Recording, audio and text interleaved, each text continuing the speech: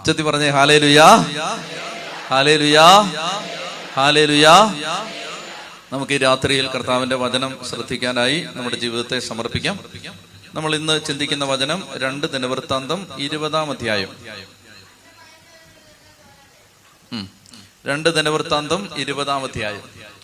2 ദിനവൃത്താന്തം 20-ാം അധ്യായത്തിൽ നമ്മൾ ഒരു രാജാവിനെ പരിചയപ്പെടുകയാണ്. ആ രാജാവിന്റെ പേരാണ് യഹോശാഫാത്ത് രാജാവ്. എന്താണ് രാജാവിന്റെ പേര്? എന്താണ്? യഹോശാഫാത്ത് രാജാവ്. എന്ത് രാജാവാണ്? അപ്പോൾ യഹോശാഫാത്ത് രാജാവ് യൂദയായിലെ 4-ാമത്തെ രാജാവാണ്. യഹോശാഫാത്ത് രാജാവ് യൂദയായിലെ 4-ാമത്തെ രാജാവ്. വളരെ വേഗത്തിൽ ഇസ്രായേലിന്റെ ചരിത്രം ഞാൻ വേഗത്തിൽ ഒരു 5 മിനിറ്റ് കൊണ്ട് പറയുകയാണ്. നന്നായിട്ട് ശ്രദ്ധിച്ചിരിക്കുക. എല്ലാം ആരംഭിച്ചത് ഒരു 70-കാരനെ ദൈവം വിളിക്കുമ്പോഴാണ്. 70-കാരന്റെ പേര് അബ്രാം. അദ്ദേഹം താമസിച്ചിരുന്നത് ഇന്നത്തെ ഇറാഖ്, അന്നത്തെ കൽദായരുടെ ഊർ എന്ന് വിളിക്കപ്പെട്ടിരുന്ന ബാബിലോൺ. ഇന്നത്തെ ഇറാഖിൽ താമസിച്ചിരുന്ന ആ മനുഷ്യനെ ഒരു പ്രഭാതത്തിൽ ദൈവം വിളിച്ചിട്ട് പറയുകയാണ്, ഞാൻ നിനക്ക് ഇസ്രായേൽ ദേശം, അന്നത്തെ കാനാൻ ദേശം അവകാശമായി തരും. ഇന്നത്തെ ഇസ്രായേലും പലസ്തീനും ചേരുന്ന ആ രാജ്യമാണ് അന്നത്തെ കാനാൻ.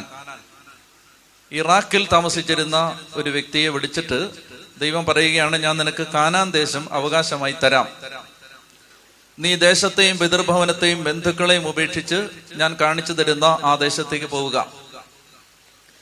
ഈ 70-കാരന് അന്ന് മാതാപിതാക്കളും ഭാര്യയും നല്ല വീടും കുടുംബവും സാമ്പത്തിക ഭദ്രതയും എല്ലാം ഉണ്ടായിരുന്നു. എങ്കിലും ദൈവത്തിന്റെ സ്നേഹത്താലും ദൈവത്തിന്റെ ശക്തിയേറിയ സ്വരത്താലും അയാൾ പിടിക്കപ്പെട്ടപ്പോൾ മറ്റൊരു നിർവാഹമില്ലാത്തത് കൊണ്ട് അയാൾ വീട് വിട്ടിറങ്ങാൻ നിർബന്ധിതനായി.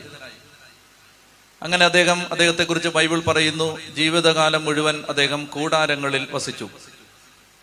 ഒരു ദേശം അവകാശമായി തരാമെന്ന് പറഞ്ഞ് ദൈവം വീട്ടിൽ നിന്ന് പെരുവഴിയിലേക്ക് വിളിച്ചിറക്കിയ ആ മനുഷ്യന് അവകാശമായിട്ട് കൊടുക്കാമെന്ന് ദൈവം പറഞ്ഞ കാനാൻ ദേശത്ത് ആകെ കൂടി മരിക്കുമ്പോൾ സ്വന്തമായിട്ടുണ്ടായിരുന്നത് ഭാര്യയെ അടക്കിയ ഒരു ഗുഹ മാത്രമായിരുന്നു, ഒരു ശവക്കല്ലറ മാത്രമായിരുന്നു ജീവിച്ചിരുന്ന കാലത്ത് അദ്ദേഹത്തിന്റെ സമ്പാദ്യം.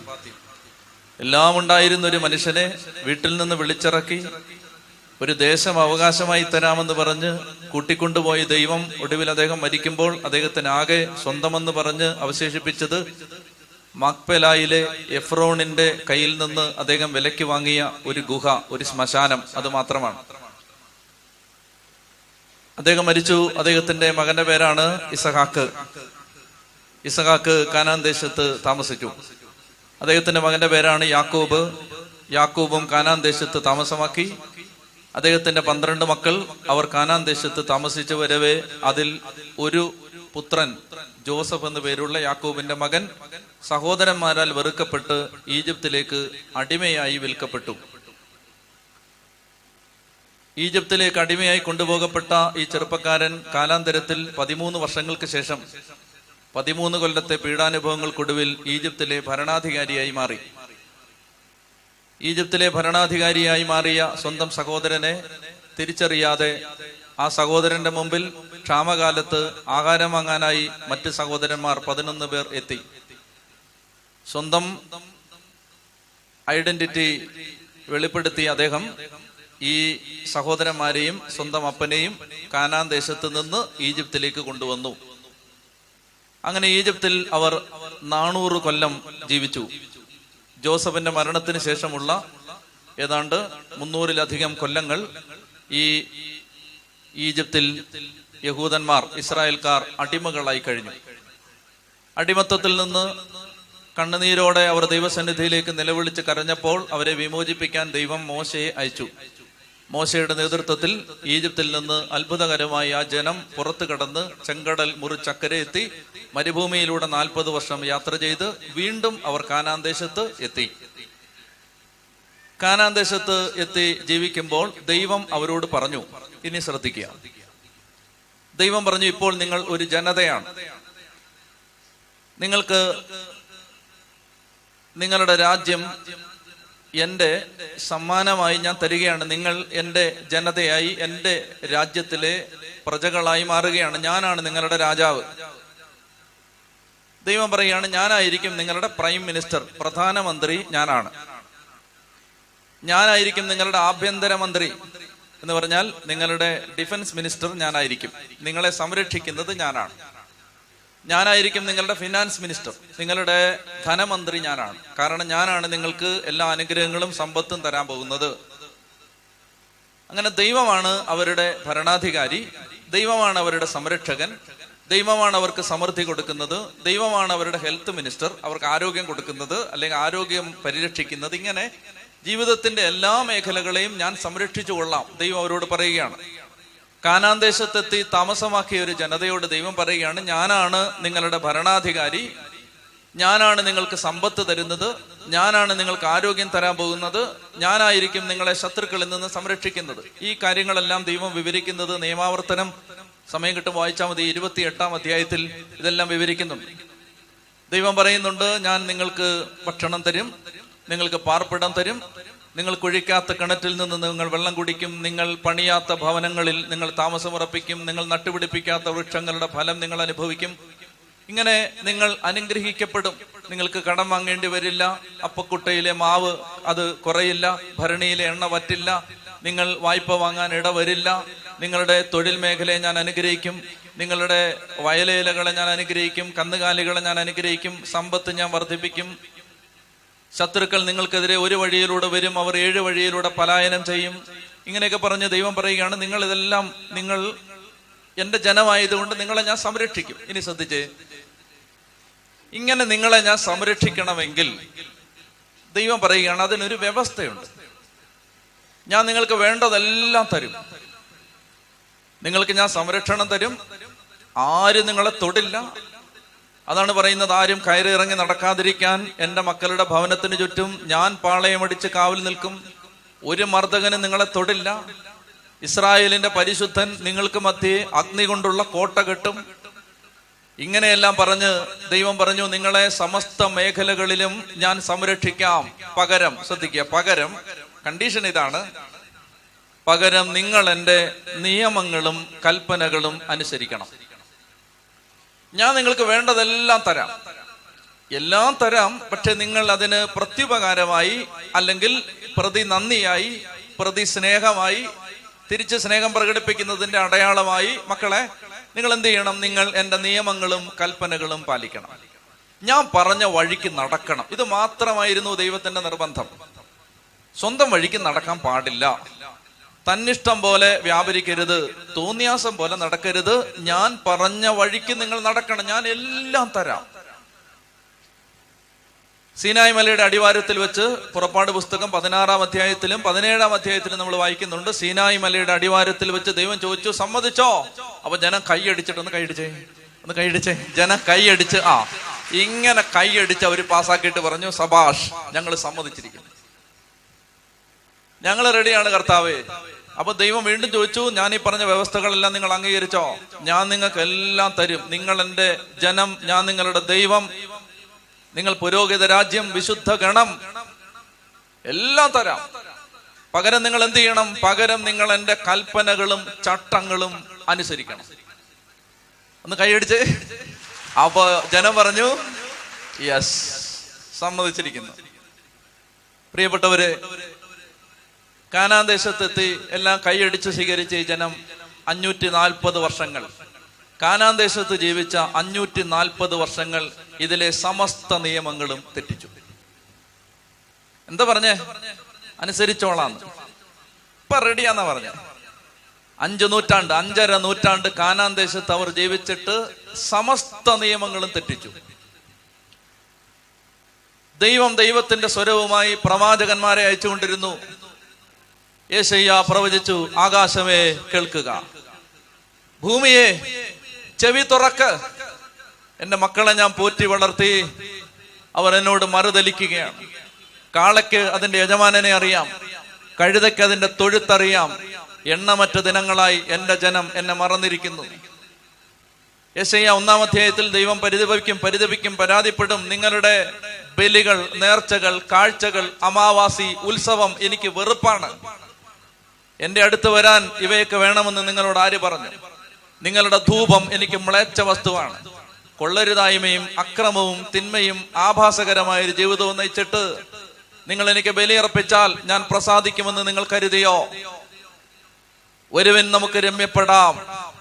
നിങ്ങളുടെ പാപങ്ങൾ കടും ചുമപ്പാണെങ്കിലും മഞ്ഞ് പോലെ വെളുപ്പിക്കാം, രക്താംബരം പോലെ ചുവന്നതാണെങ്കിലും കമ്പിളി പോലെ ഞാൻ വെളുപ്പിക്കാം. അനുസരിച്ചാൽ നിങ്ങൾ ഐശ്വര്യം ആസ്വദിക്കും, ധിക്കാരം തുടർന്നാൽ വാളിനിരയായിത്തീരും എന്നൊക്കെ യേശയ്യ 1-ാം അധ്യായത്തിൽ നമ്മൾ വായിക്കുന്നു.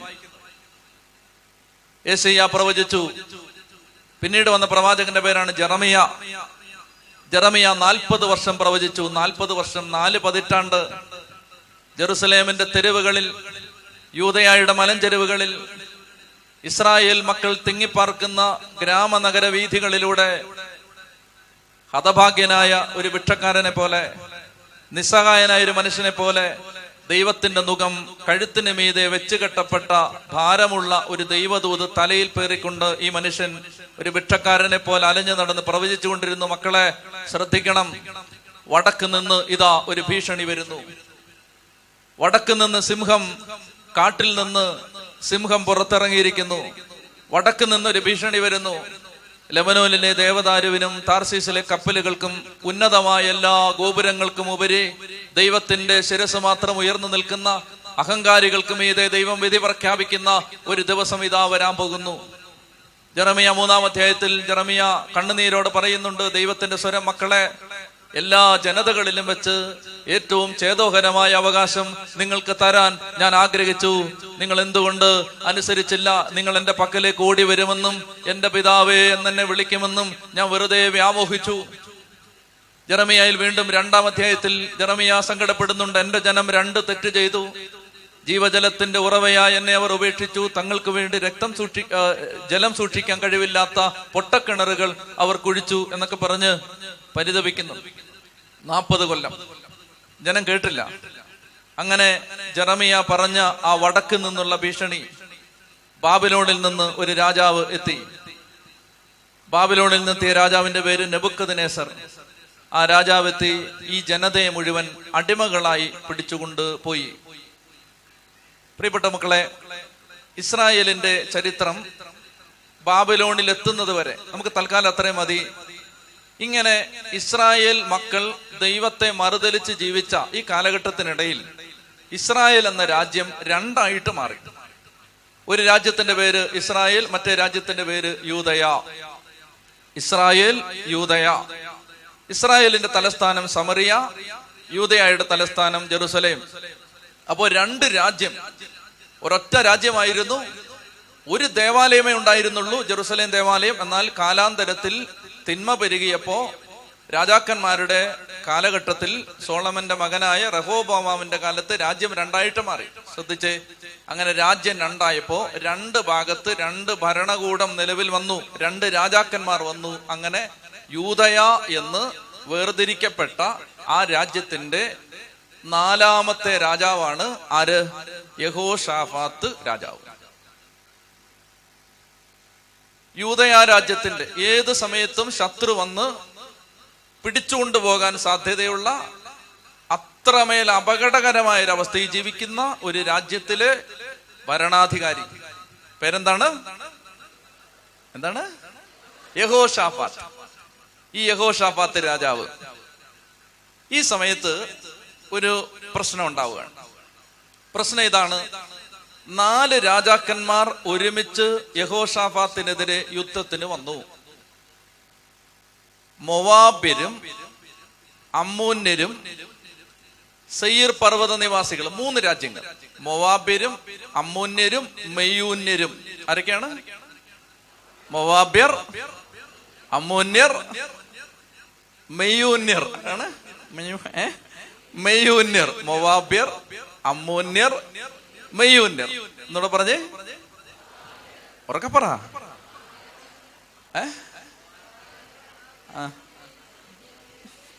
എന്താണ്? മൊവാബ്യർ, അമ്മോന്യർ, മെയ്യൂന്യർ. ഇത്രേ ഉള്ളൂ. മൊവാബ്യരും അമ്മോന്യരും മെയ്യൂന്യരും. ഇങ്ങനെ 3 കൂട്ടര് ആർക്കെതിരെ യുദ്ധത്തിന് വന്നു? യഹോഷാഫാത്തിനെതിരെ. അപ്പൊ യഹോഷാഫാത്ത് രാജാവ് അത്ര മോശമല്ലാത്തൊരു രാജാവാണ്, നല്ല രാജാവാണ്. ഇത് കുഴപ്പമില്ലാത്തൊരു രാജാവാണ്. രാജാക്കന്മാരുടെ ചരിത്രം പരിശോധിച്ചാൽ നല്ലവരുടെ എണ്ണം വളരെ കുറവായിരുന്നു, എല്ലാം ഭീകരന്മാരായിരുന്നു. കൂട്ടത്തിൽ വളരെ ചുരുക്കം നല്ല രാജാക്കന്മാരെ ഉണ്ടായിരുന്നുള്ളൂ. അപ്പൊ ഈ രാജാവ് നല്ലൊരു രാജാവാണ്. പേരെന്താണ്? എന്താണ്?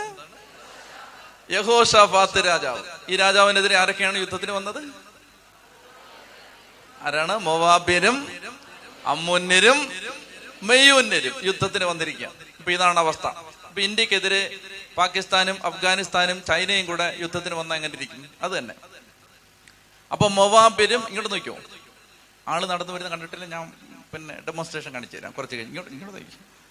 മൊവാബിരും പറഞ്ഞ്, മൊവാബിരും അമ്മോന്യരും മെയ്യൂന്യരും യുദ്ധത്തിന് വന്നപ്പോ ഇനി നമ്മൾ ശ്രദ്ധിക്കുക. ഇനി ഈ രാജാവ് എടുത്ത ചില സമീപനങ്ങളാണ് ഈ രാത്രിയിലെ നമ്മുടെ ചിന്താവിഷയം. സങ്കടങ്ങളുള്ള മക്കള്, ദുഃഖങ്ങളുള്ളവര്, തടസ്സങ്ങളുള്ളവര്, വഴി തുറക്കപ്പെടാത്തവര്, ജീവിതം എങ്ങനെ മുന്നോട്ട് പോകണമെന്നറിയാത്ത മക്കളെല്ലാം ഈ രാത്രിയിൽ വചനം ശ്രദ്ധിക്കുക. ദൈവം നിങ്ങളോട് സംസാരിക്കും. കർത്താവ് ഇടപെടും, അത്ഭുതകരമായിട്ട് ഇടപെടും. ദൈവത്തിന്റെ ആത്മാവ് അതിശക്തമായി നമ്മുടെ ജീവിതത്തിൽ പ്രവർത്തിക്കും. അതുകൊണ്ട് വചനം ശ്രദ്ധിച്ച് കേൾക്കണം, വേറൊന്നും ശ്രദ്ധിക്കരുത്. ദൈവവചനം നന്നായി ശ്രദ്ധിക്കുക. ഈ രാജാവ് എന്ത് ചെയ്തു? ഈ രാജാവ് ചെയ്തത് പാഠപുസ്തകമാണ്. ഞാൻ ഈ രാത്രിയിൽ സമയം കിട്ടിയാൽ 7 കാര്യങ്ങൾ നിങ്ങളോട് പറയാം.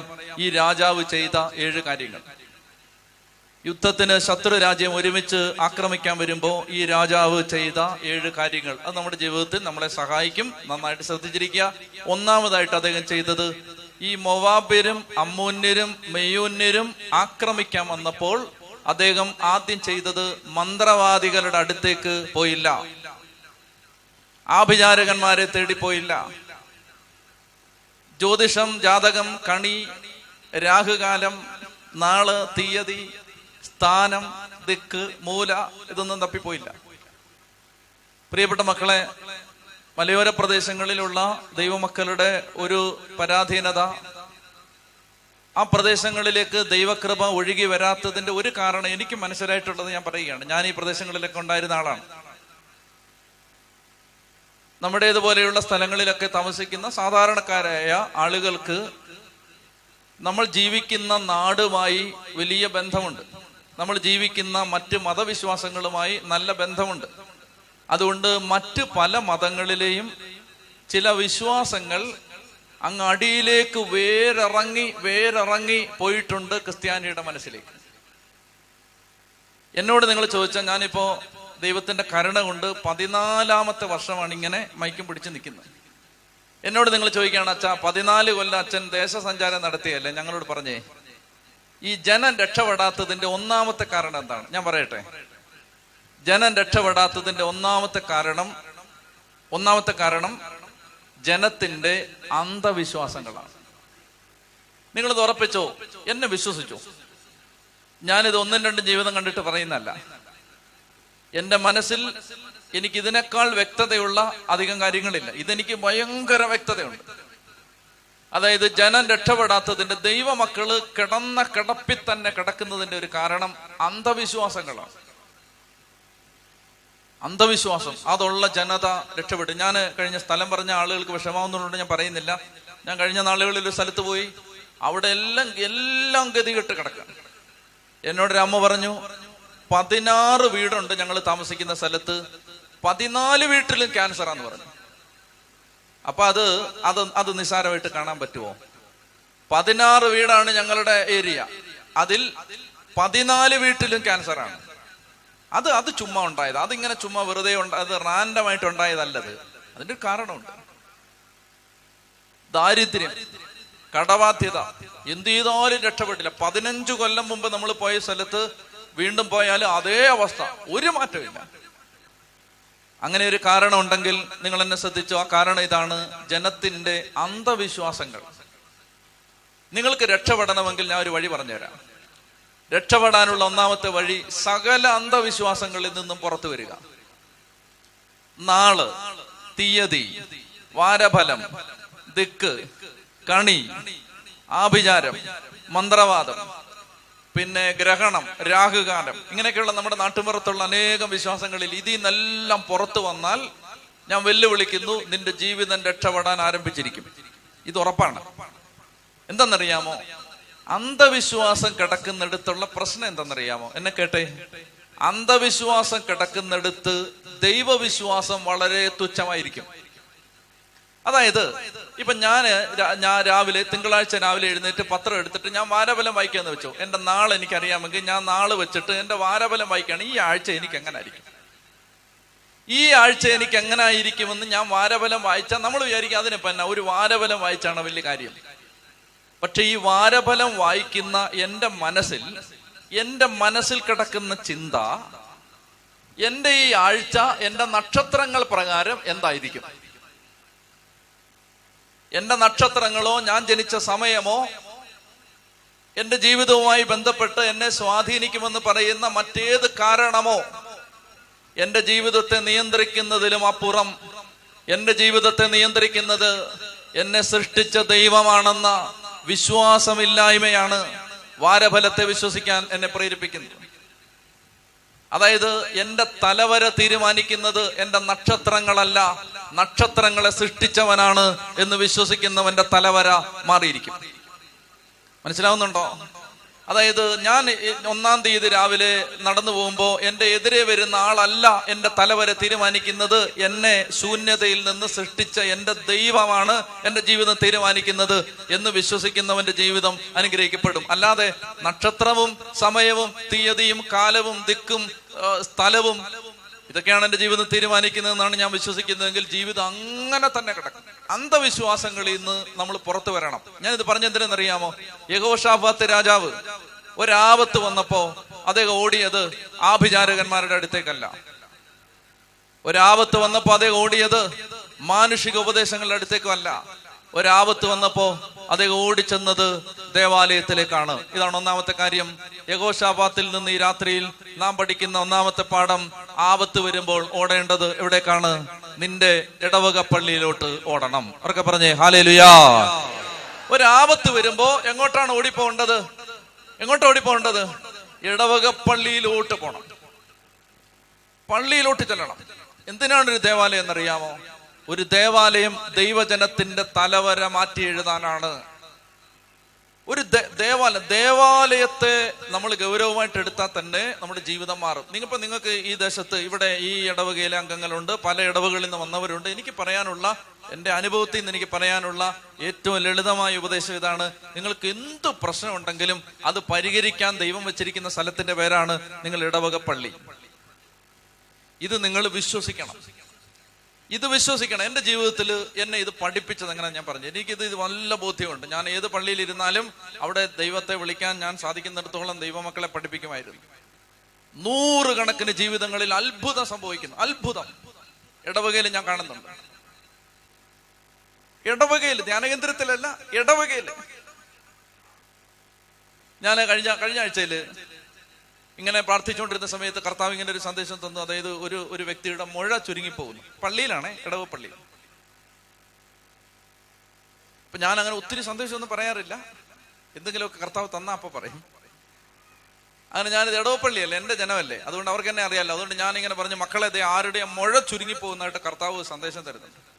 ഞാൻ അങ്ങനെ വിളിച്ചു പറഞ്ഞു. അത് കഴിഞ്ഞ് പിറ്റേ ദിവസം വിശുദ്ധ കുർബാനയ്ക്ക് ഒരു പെൺകുട്ടി വളരെ സന്തോഷത്തോടെ വന്നിട്ട്, അവള് കുർബാന കഴിഞ്ഞ് ഓടി വന്നിട്ട് പറഞ്ഞു, അച്ഛാ, എന്റെ ബ്രസ്റ്റിന്റെ ഭാഗത്തൊരു മുഴയുണ്ടായിരുന്നു, അത് ഇന്നലെ ചെന്ന് നോക്കുമ്പോ കാണാനില്ല. എവിടെ? ഇത് ധ്യാനകേന്ദ്രത്തിലല്ല കേട്ടോ. എവിടെ ഇത്? ഇടവകയില്, ഇടവക പള്ളിയില്.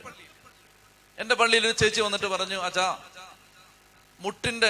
കാൽമുട്ടിന്റെ ഭാഗത്ത് ഒരു അസ്ഥി പോലെ എന്തോ ഒന്ന് വളർന്നു നിൽക്കുന്നു. അങ്ങനെ തൊട്ട് നോക്കിയാൽ നമുക്കത് ഫീൽ ചെയ്യും. ഒരു ഗ്രോത്ത്. കാൽമുട്ട് അനക്കാൻ വയ്യ, മുട്ടുകുത്താൻ വയ്യ, ഇരിക്കാൻ വയ്യ, കടിച്ചു പിടിച്ച്. അപ്പൊ ഈ ചേച്ചി, ഞാനിങ്ങനെ ആവർത്തിച്ച് പറഞ്ഞിട്ടുണ്ട് പള്ളിയിൽ, നിങ്ങൾക്ക് എന്ത് പ്രശ്നം ഉണ്ടെങ്കിലും നിങ്ങൾ വന്നൊരു കുർബാന അർപ്പിക്കണം. ഇതാണ് അതിന്റെ മരുന്ന്.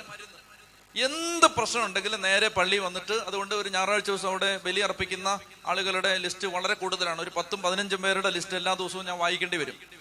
അങ്ങനെ അത്രയും പേര് ബലി അർപ്പിക്കും. അങ്ങനെ വിശുദ്ധ കുർബാന ഇഷ്ടം പോലെ കുർബാന ചൊല്ലിക്കുന്ന പള്ളിയാണ്.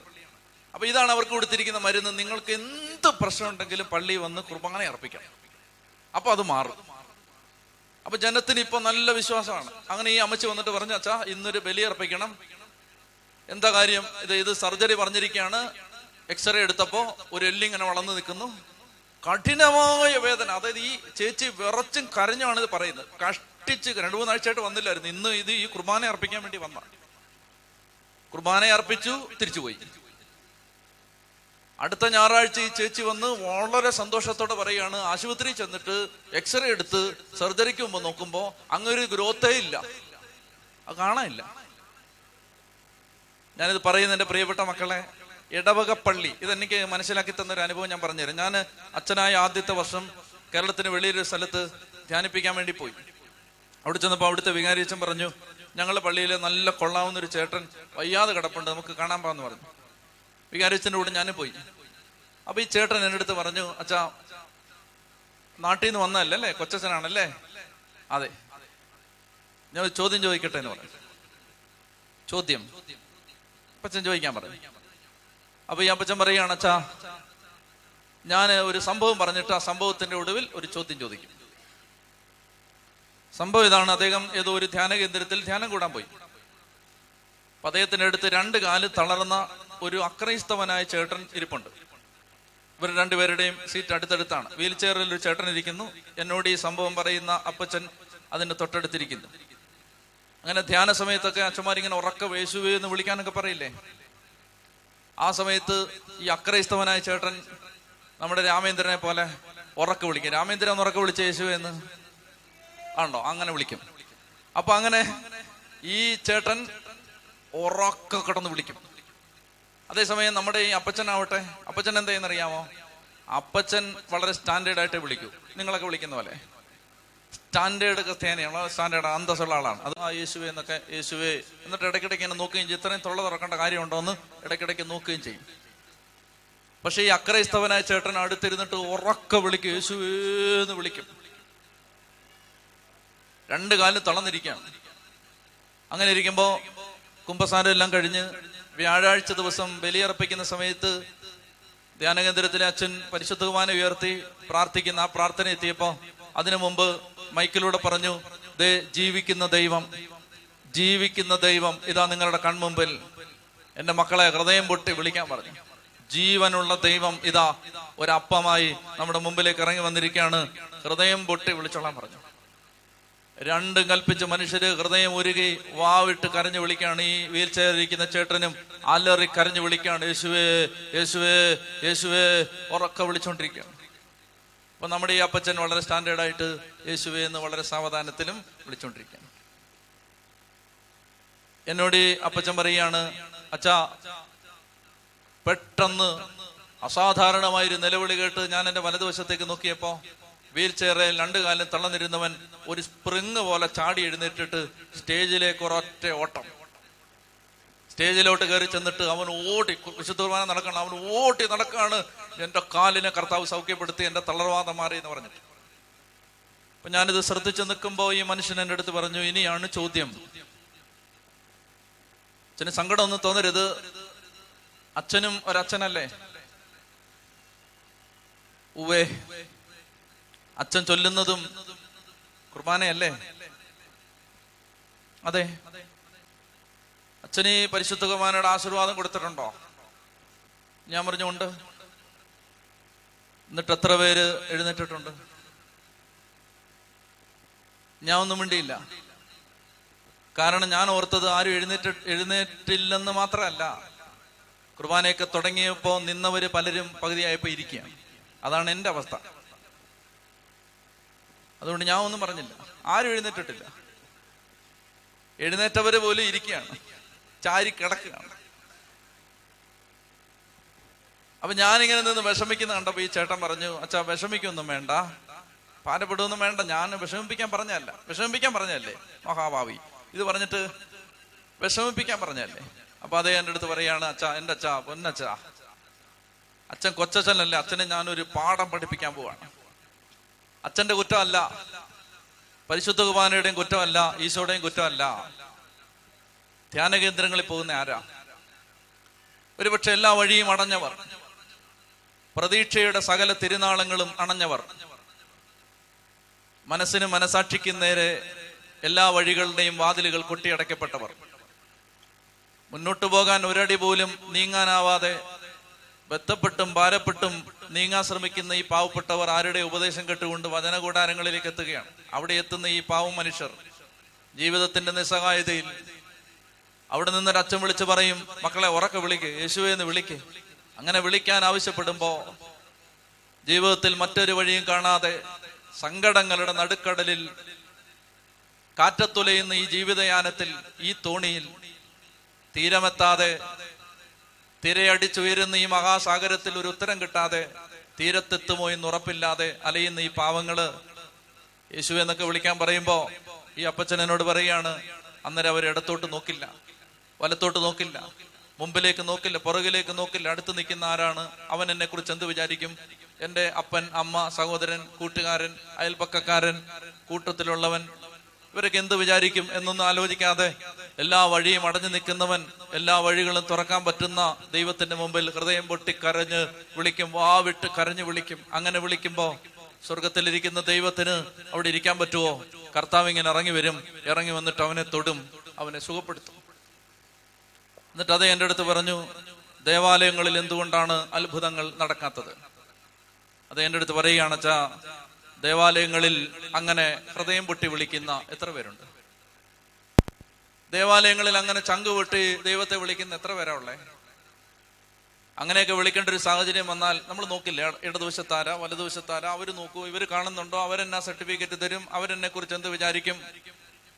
എന്നിട്ട് ഈ മനുഷ്യനോട് പറഞ്ഞു, അച്ഛൻ വികാരിച്ചനല്ലേ, ഇടവക്കാരെ പഠിപ്പിക്കേണ്ട ഒന്നാമത്തെ പാഠം ചങ്ക് പൊട്ടി ദൈവത്തെ വിളിക്കാൻ പഠിപ്പിക്കണം. അങ്ങനെ പഠിപ്പിച്ചാൽ അച്ഛൻ രക്ഷപ്പെട്ടു, അച്ഛന്റെ ജനവും രക്ഷപ്പെട്ടു. എന്റെ പൗരോഹിത്യത്തിന്റെ ആദ്യത്തെ വർഷം എനിക്ക് കിട്ടിയ ഉപദേശമാണിത്.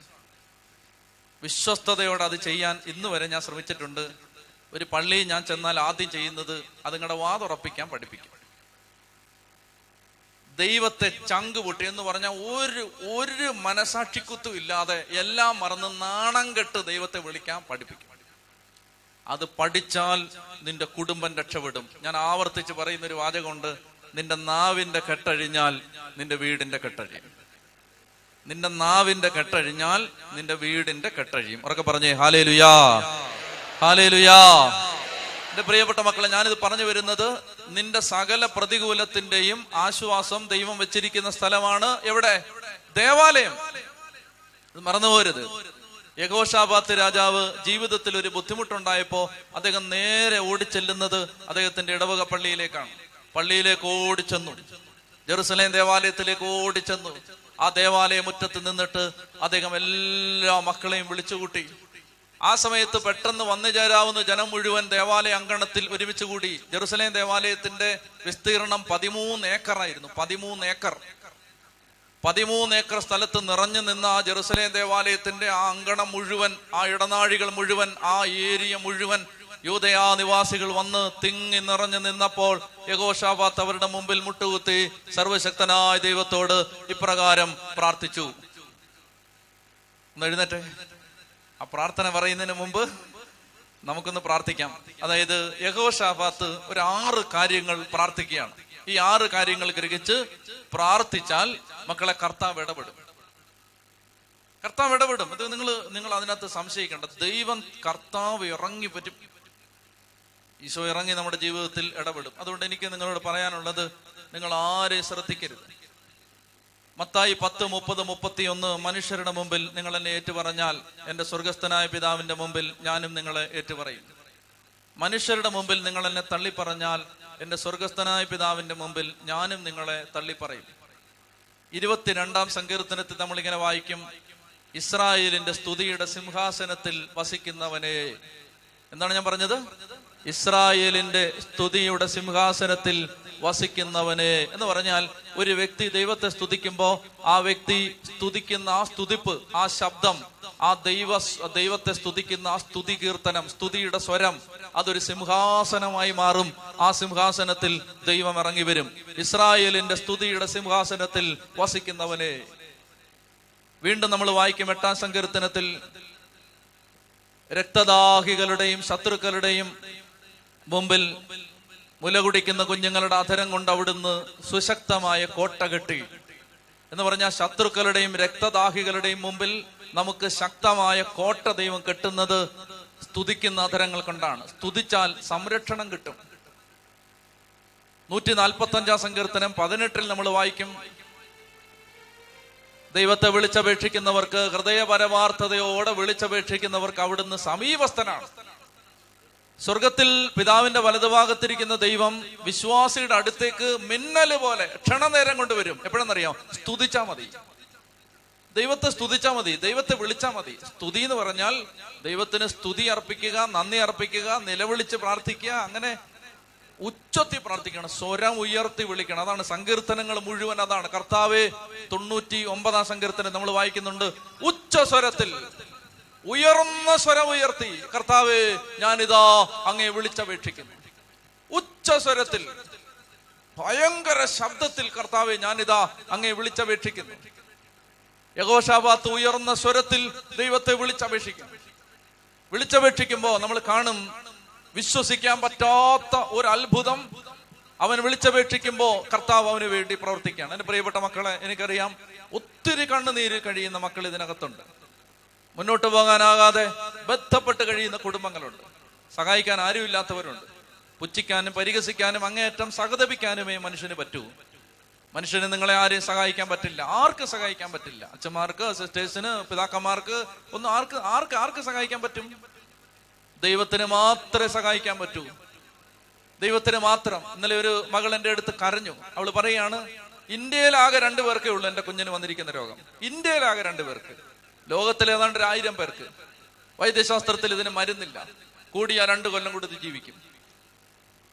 പ്രിയപ്പെട്ട മക്കളെ, പക്ഷേ ഈ സന്ദർഭത്തിൽ മനുഷ്യനെ സഹായിക്കാൻ പറ്റില്ല, ദൈവത്തിന് സഹായിക്കാൻ പറ്റും. ദൈവം കരം നീട്ടും. വൈദ്യശാസ്ത്രം മരിച്ചു പോകുമെന്ന് പറഞ്ഞ പലരും ഇന്ന് കേരളത്തിൽ ജീവിച്ചിരിപ്പുണ്ട്. ദൈവത്തിന് പറ്റും. കരങ്ങൾ ഉയർത്ത്, കണ്ണടയ്ക്ക്.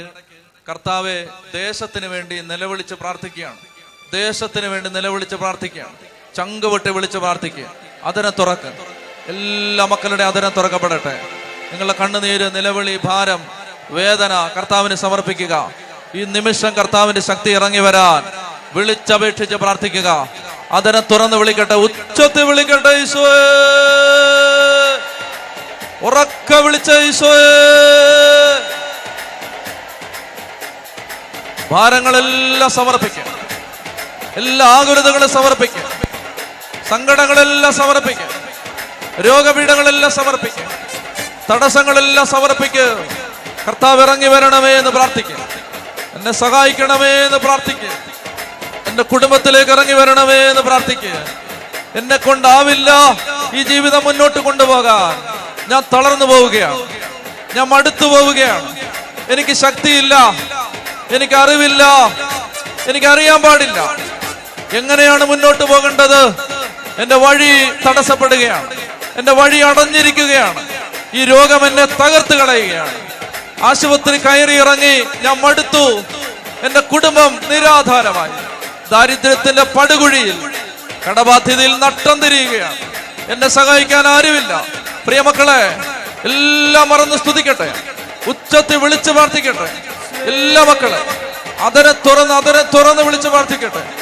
ഓരോ ജീവിതത്തിന്റെ മേലും കരുണയുള്ള ദൈവം ഇറങ്ങി വരും. നിന്റെ കഴിവുകേട് ദൈവം പ്രവർത്തിക്കാനുള്ള അവസരമായി മാറും. നിനക്കൊന്നും ചെയ്യാൻ പറ്റില്ല എന്ന് നീ നിലവിളിച്ച് കരയുന്ന ഈ സമയത്ത് ദൈവദൂതന്മാർ ഇറങ്ങി വരും. സ്വർഗത്തിന്റെ ശക്തി ഇറങ്ങി വരും. ചങ്കുപൊട്ടി വിളിച്ച ഈശോ,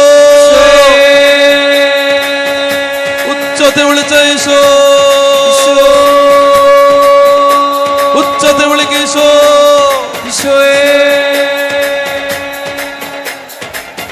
കരങ്ങളടിച്ച്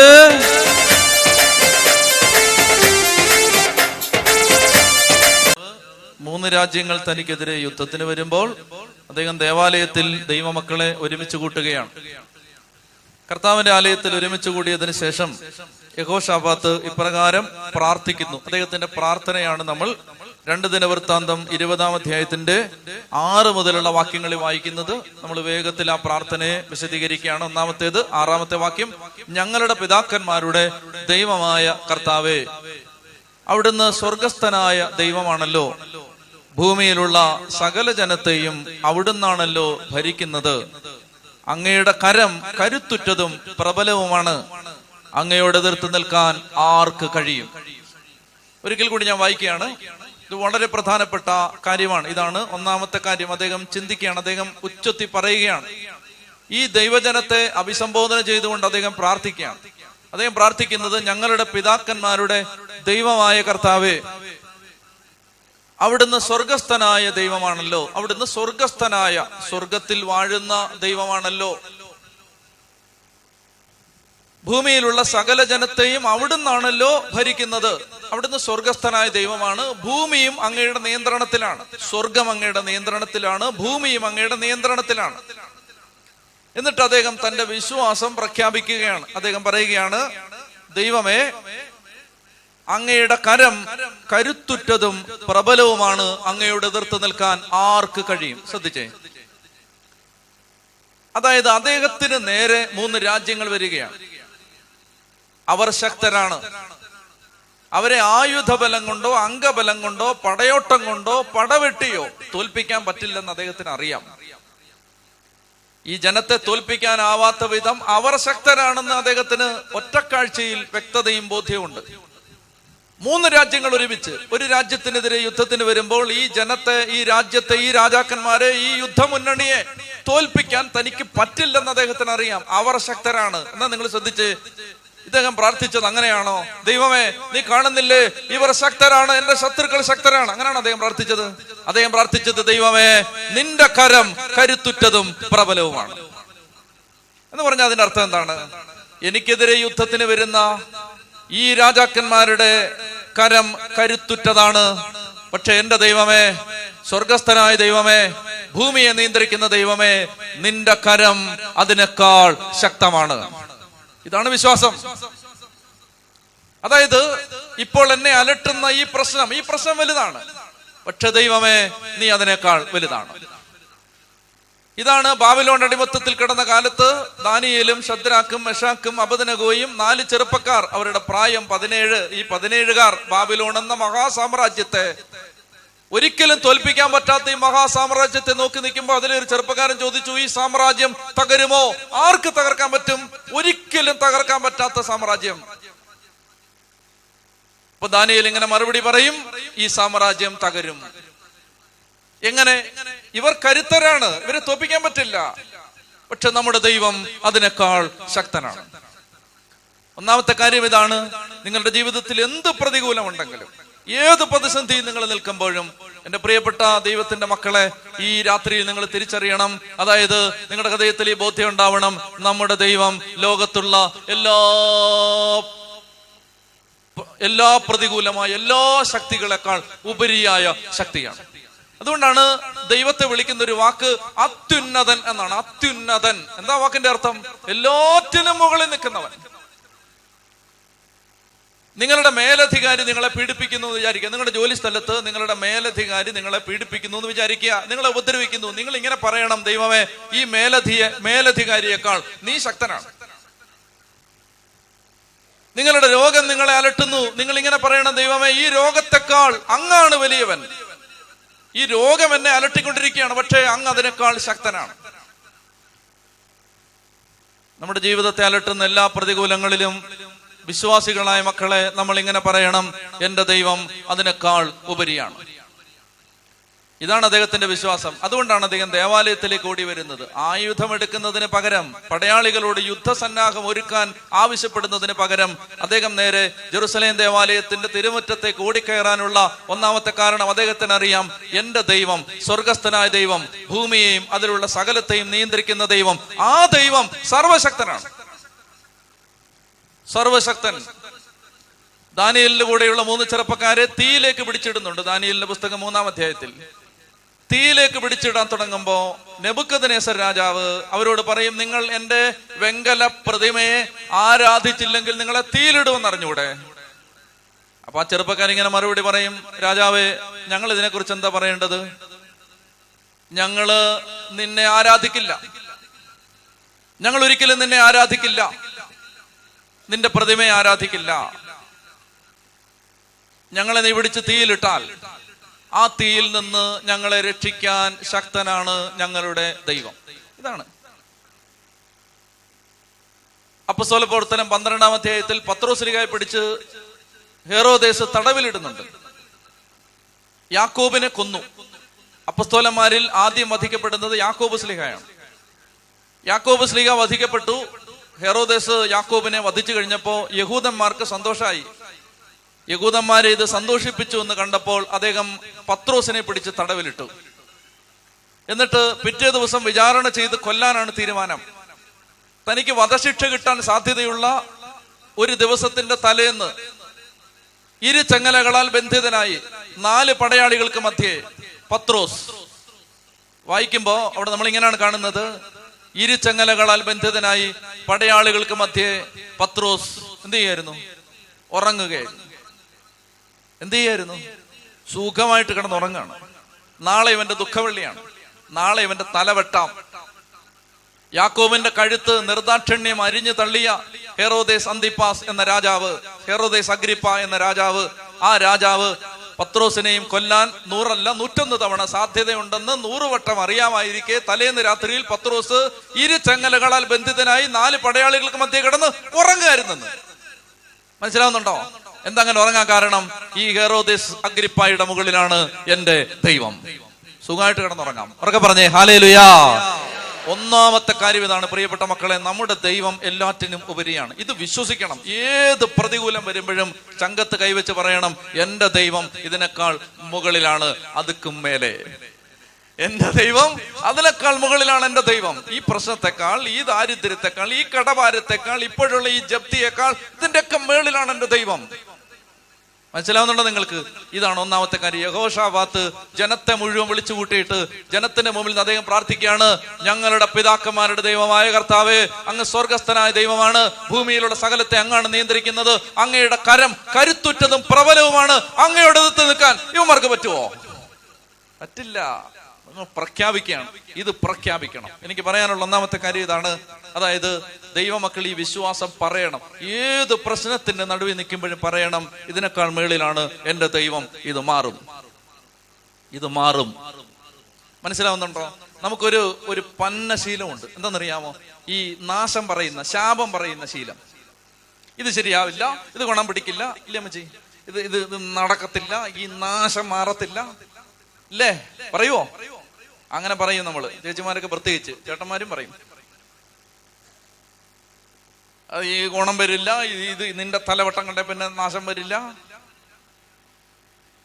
ഇത് എന്താ പറയേണ്ടതറിയോ? ഇത് നടക്കും. വീടില്ലാത്ത മക്കൾ പറയണേ, 2019 ഞങ്ങൾ വീട് വെക്കും, എന്റെ മകൻ ഈ കൊല്ലം ജോലി കിട്ടും. അങ്ങനെ പറയണം. അങ്ങനെ വെറുതെ പറയുന്നതാണോ ഇത്? വെറുതെ പറയുന്നോണ്ടല്ലേ ഇത്?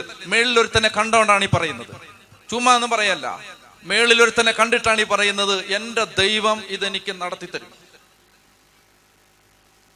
ഞാൻ കാനഡയിലെ ഒരു ധ്യാനത്തിന് ഹാലിഫാക്സ് എന്ന സ്ഥലത്ത്, അവിടെ ഞങ്ങൾ ധ്യാനം നടത്തിയിട്ട് തിരിച്ചു വരുമ്പോൾ ഞങ്ങൾ ആ ഒരു വീട്ടിൽ കയറി ആഹാരം കഴിക്കാൻ വേണ്ടി. അപ്പൊ അവർക്ക് ഒരു 9 കൊല്ലമായിട്ട് മക്കളില്ല. വൈദ്യശാസ്ത്രത്തിന്റെ നിർദ്ദേശം അനുസരിച്ച്, അവരുടെ അഭിപ്രായം അനുസരിച്ച് ഇവർക്ക് മക്കൾ ഉണ്ടാവത്തുമില്ല.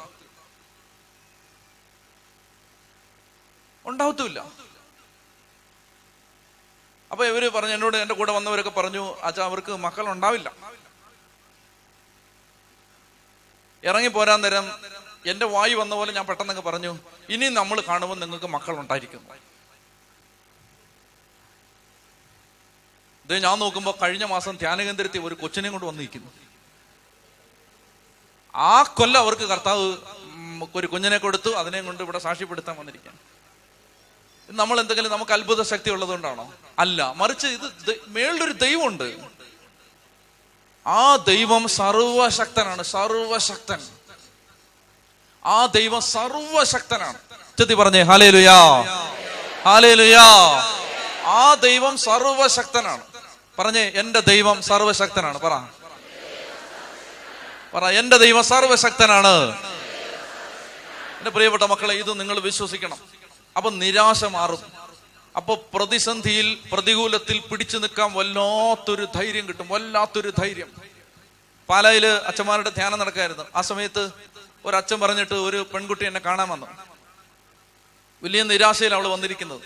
ഒരു ഗൾഫ് രാജ്യത്തിൽ ജോലി ചെയ്യുന്ന സമയത്ത് അവളുടെ ഭർത്താവ് യാക്കോബായ സഭയിൽപ്പെട്ട ഒരു സഹോദരൻ, അവൻ ആ പള്ളിയിൽ കുർബാനയ്ക്ക് കൂടുന്നവനാണ്, ചെറുപ്പക്കാരൻ.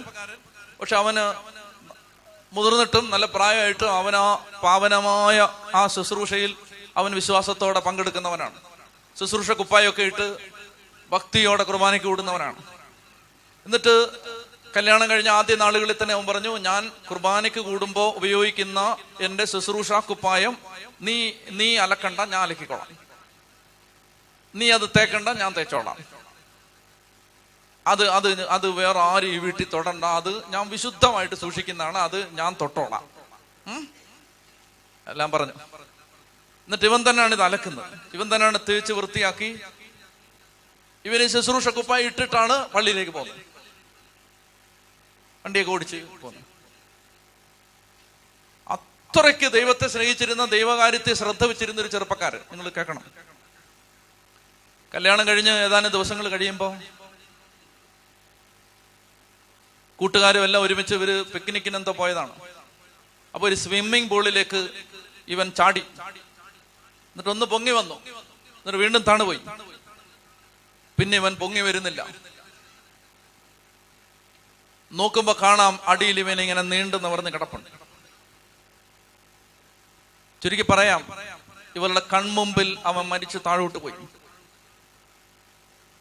കല്യാണം കഴിഞ്ഞിട്ട് ഏതാനും നാളുകളെ ആയിട്ടുള്ളൂ. ഇവക്ക് ജീവിക്കണമെന്നില്ല. അവളെ സംബന്ധിച്ച് ദൈവമില്ല, ദൈവം കരുണയില്ലാത്തവനാണ്. അവള് പറയുന്നത്, ശുശ്രൂഷ കുപ്പായം ഇട്ടാണ് എൻ്റെ ഭർത്താവിനെ അടക്കിയത്. അത് അവന്റെ മനസ്സറിഞ്ഞ് ആരോ പറഞ്ഞു അവനെ ശുശ്രൂഷ കുപ്പായം ഇട്ട് അടക്കാന്ന് പറഞ്ഞു. ദൈവത്തെ സ്നേഹിച്ചിരുന്നാണ് എൻ്റെ ഭർത്താവ്. അവള് പറയുന്നത് അച്ഛാ, എന്നെ സംബന്ധിച്ച് ഇനി വിശ്വാസമില്ല, എനിക്ക് ജീവിക്കണമെന്നുമില്ല. ഈ വലിയ പ്രശ്നത്തിന് നടുവിൽ അവൾ നിൽക്കുകയാണ്. ഞാൻ അവളോട് സംസാരിച്ചു, തിരുവനന്തപുരത്തേക്ക് വരാൻ പറഞ്ഞു. അവൾ ധ്യാനം വന്നുകൂടി. തിരിച്ചു പോകുമ്പോൾ അവൾ എനിക്കൊരു കത്തെഴുതി തന്നിട്ട് പോയി. അതിനകത്ത് അവൾ എഴുതിയിരുന്നു, മരിച്ചുപോയ എൻ്റെ ഭർത്താവ് തിരിച്ചു വരില്ലെന്ന് എനിക്കറിയാം. എൻ്റെ മുമ്പിൽ പ്രതീക്ഷയും കാര്യമായിട്ടൊന്നുമില്ല. ഭർത്താവ് മരിച്ചതിന്റെ ദുഃഖം മാറിയോ ചോദിച്ചാൽ ഇല്ല.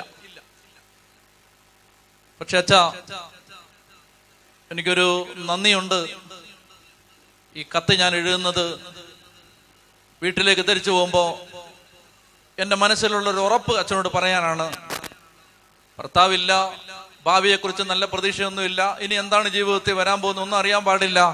പക്ഷെ ഇപ്പൊ എനിക്കൊരു കാര്യം ഉറപ്പാണ്, എനിക്കൊരു ദൈവമുണ്ട്, എനിക്കൊരു അപ്പനുണ്ട്, അതെനിക്ക് ഉറപ്പാണ്. പോയി ഇടയ്ക്കിടയ്ക്ക് വരും, ശനിയാഴ്ചകളിൽ വരും. അവള് തകരാതെ, ഒരു മുഴം കയറിൽ ജീവൻ എടുക്കാതെ പ്രത്യാശയോടെ ജീവിക്കാൻ അവളെ ഇന്ന് പ്രേരിപ്പിക്കുന്നത് അവൾക്കൊരു ദൈവമുണ്ട്. ഒരു ദൈവമുണ്ട്. ഈ പ്രശ്നത്തിന് മേളിലും പ്രവർത്തിക്കാൻ പറ്റുന്ന ഒരു ദൈവമുണ്ട്. ഉച്ചത്തി പറഞ്ഞേ ഹല്ലേലൂയാ, ഉറക്കെ പറഞ്ഞേ ഹല്ലേലൂയാ. എന്റെ പ്രിയപ്പെട്ട മക്കളെ, യഹോശാഫാത്ത് പറയുകയാണ്, ദൈവമേ, അങ്ങയുടെ കരം കരുത്തുറ്റതും പ്രബലവുമാണ്, അങ്ങയോട് എതിർത്ത് നിൽക്കാൻ ആർക്ക് കഴിയും? സാത്താൻ വന്ന് ചോദ്യങ്ങൾ ചോദിച്ച് നമ്മളെ പരിഹസിക്കും. മക്കള് മരിച്ച അമ്മമാരുടെ ഒരു കൂട്ടായ്മയുണ്ട് ഞങ്ങൾക്ക്. ഏതാണ്ട് 80-നടുത്ത് അമ്മമാരുണ്ട്. മക്കള് നല്ല പ്രായത്തിൽ മരിച്ച അമ്മമാരുടെ കൂട്ടായ്മയാണത്. Blessed family. ഇപ്പൊ കഴിഞ്ഞ ഒരു 2 മാസം മുമ്പ് അതിന്റെ ഒരു ഗാദറിംഗ് തിരുവനന്തപുരത്ത് നടന്നു. അമ്മമാര് പലയിടങ്ങളിൽ നിന്ന് വന്നിരുന്നു. മക്കള് മരിച്ച അമ്മമാരും അപ്പന്മാരും ഒക്കെ വന്നു. ചോദ്യങ്ങളാണ് ഇവർക്ക് മുഴുവൻ. ചോദ്യങ്ങൾ നമുക്ക് ഉത്തരവൊന്നും കൊടുക്കാൻ പറ്റില്ല. ഇഷ്ടം പോലെ ചോദ്യങ്ങളാണ് ഇവർക്ക്. എന്തുകൊണ്ട് ഞങ്ങളുടെ കുട്ടി മരിച്ചു? പക്ഷെ ഈ അമ്മമാരുടെ ഒരു പ്രത്യേകത, അവർ മക്കള് മരിച്ച അമ്മമാരായിട്ട് കൂടി അവർ തങ്ങളുടെ ജീവിതത്തിൽ ദൈവം അനുവദിച്ച് തകർച്ചയെ സാത്താൻ 1000 ചോദ്യം അവരോട് ചോദിക്കും. 1000 ചോദ്യം. സാത്താൻ ഇങ്ങനെ പറയും, നിങ്ങൾ പ്രാർത്ഥിച്ചിട്ട് നിങ്ങളുടെ കൊച്ചിന് ഇങ്ങനെ പറ്റിയില്ലേ? അവരെ ജീവിക്കാൻ പ്രേരിപ്പിക്കുന്ന ഏക ഘടകം, അതെനിക്ക് ഉറപ്പാണ്, അവരെ ജീവിക്കാൻ പ്രേരിപ്പിച്ചുകൊണ്ടിരിക്കുന്നത് ഈ മരണത്തിന്റെ മുകളിലും ഒരു ദൈവം ഉണ്ട്. മക്കളിങ്ങനെ മരിച്ചു കിടക്കുക, പക്ഷെ അതിന് മേളിൽ ഒരു ദൈവമുണ്ട്. പ്രിയപ്പെട്ട മക്കളെ, അതുകൊണ്ട് ഭൂമിയെ നോക്കിയിരിക്കരുത്, ദൈവത്തെ നോക്കണം. എന്ത് പ്രശ്നം വന്നാലും ദൈവത്തെ നോക്കിയിട്ട് സാത്താനോട് പറയണം, സാത്താനെ, എനിക്കൊരു ദൈവമുണ്ട്.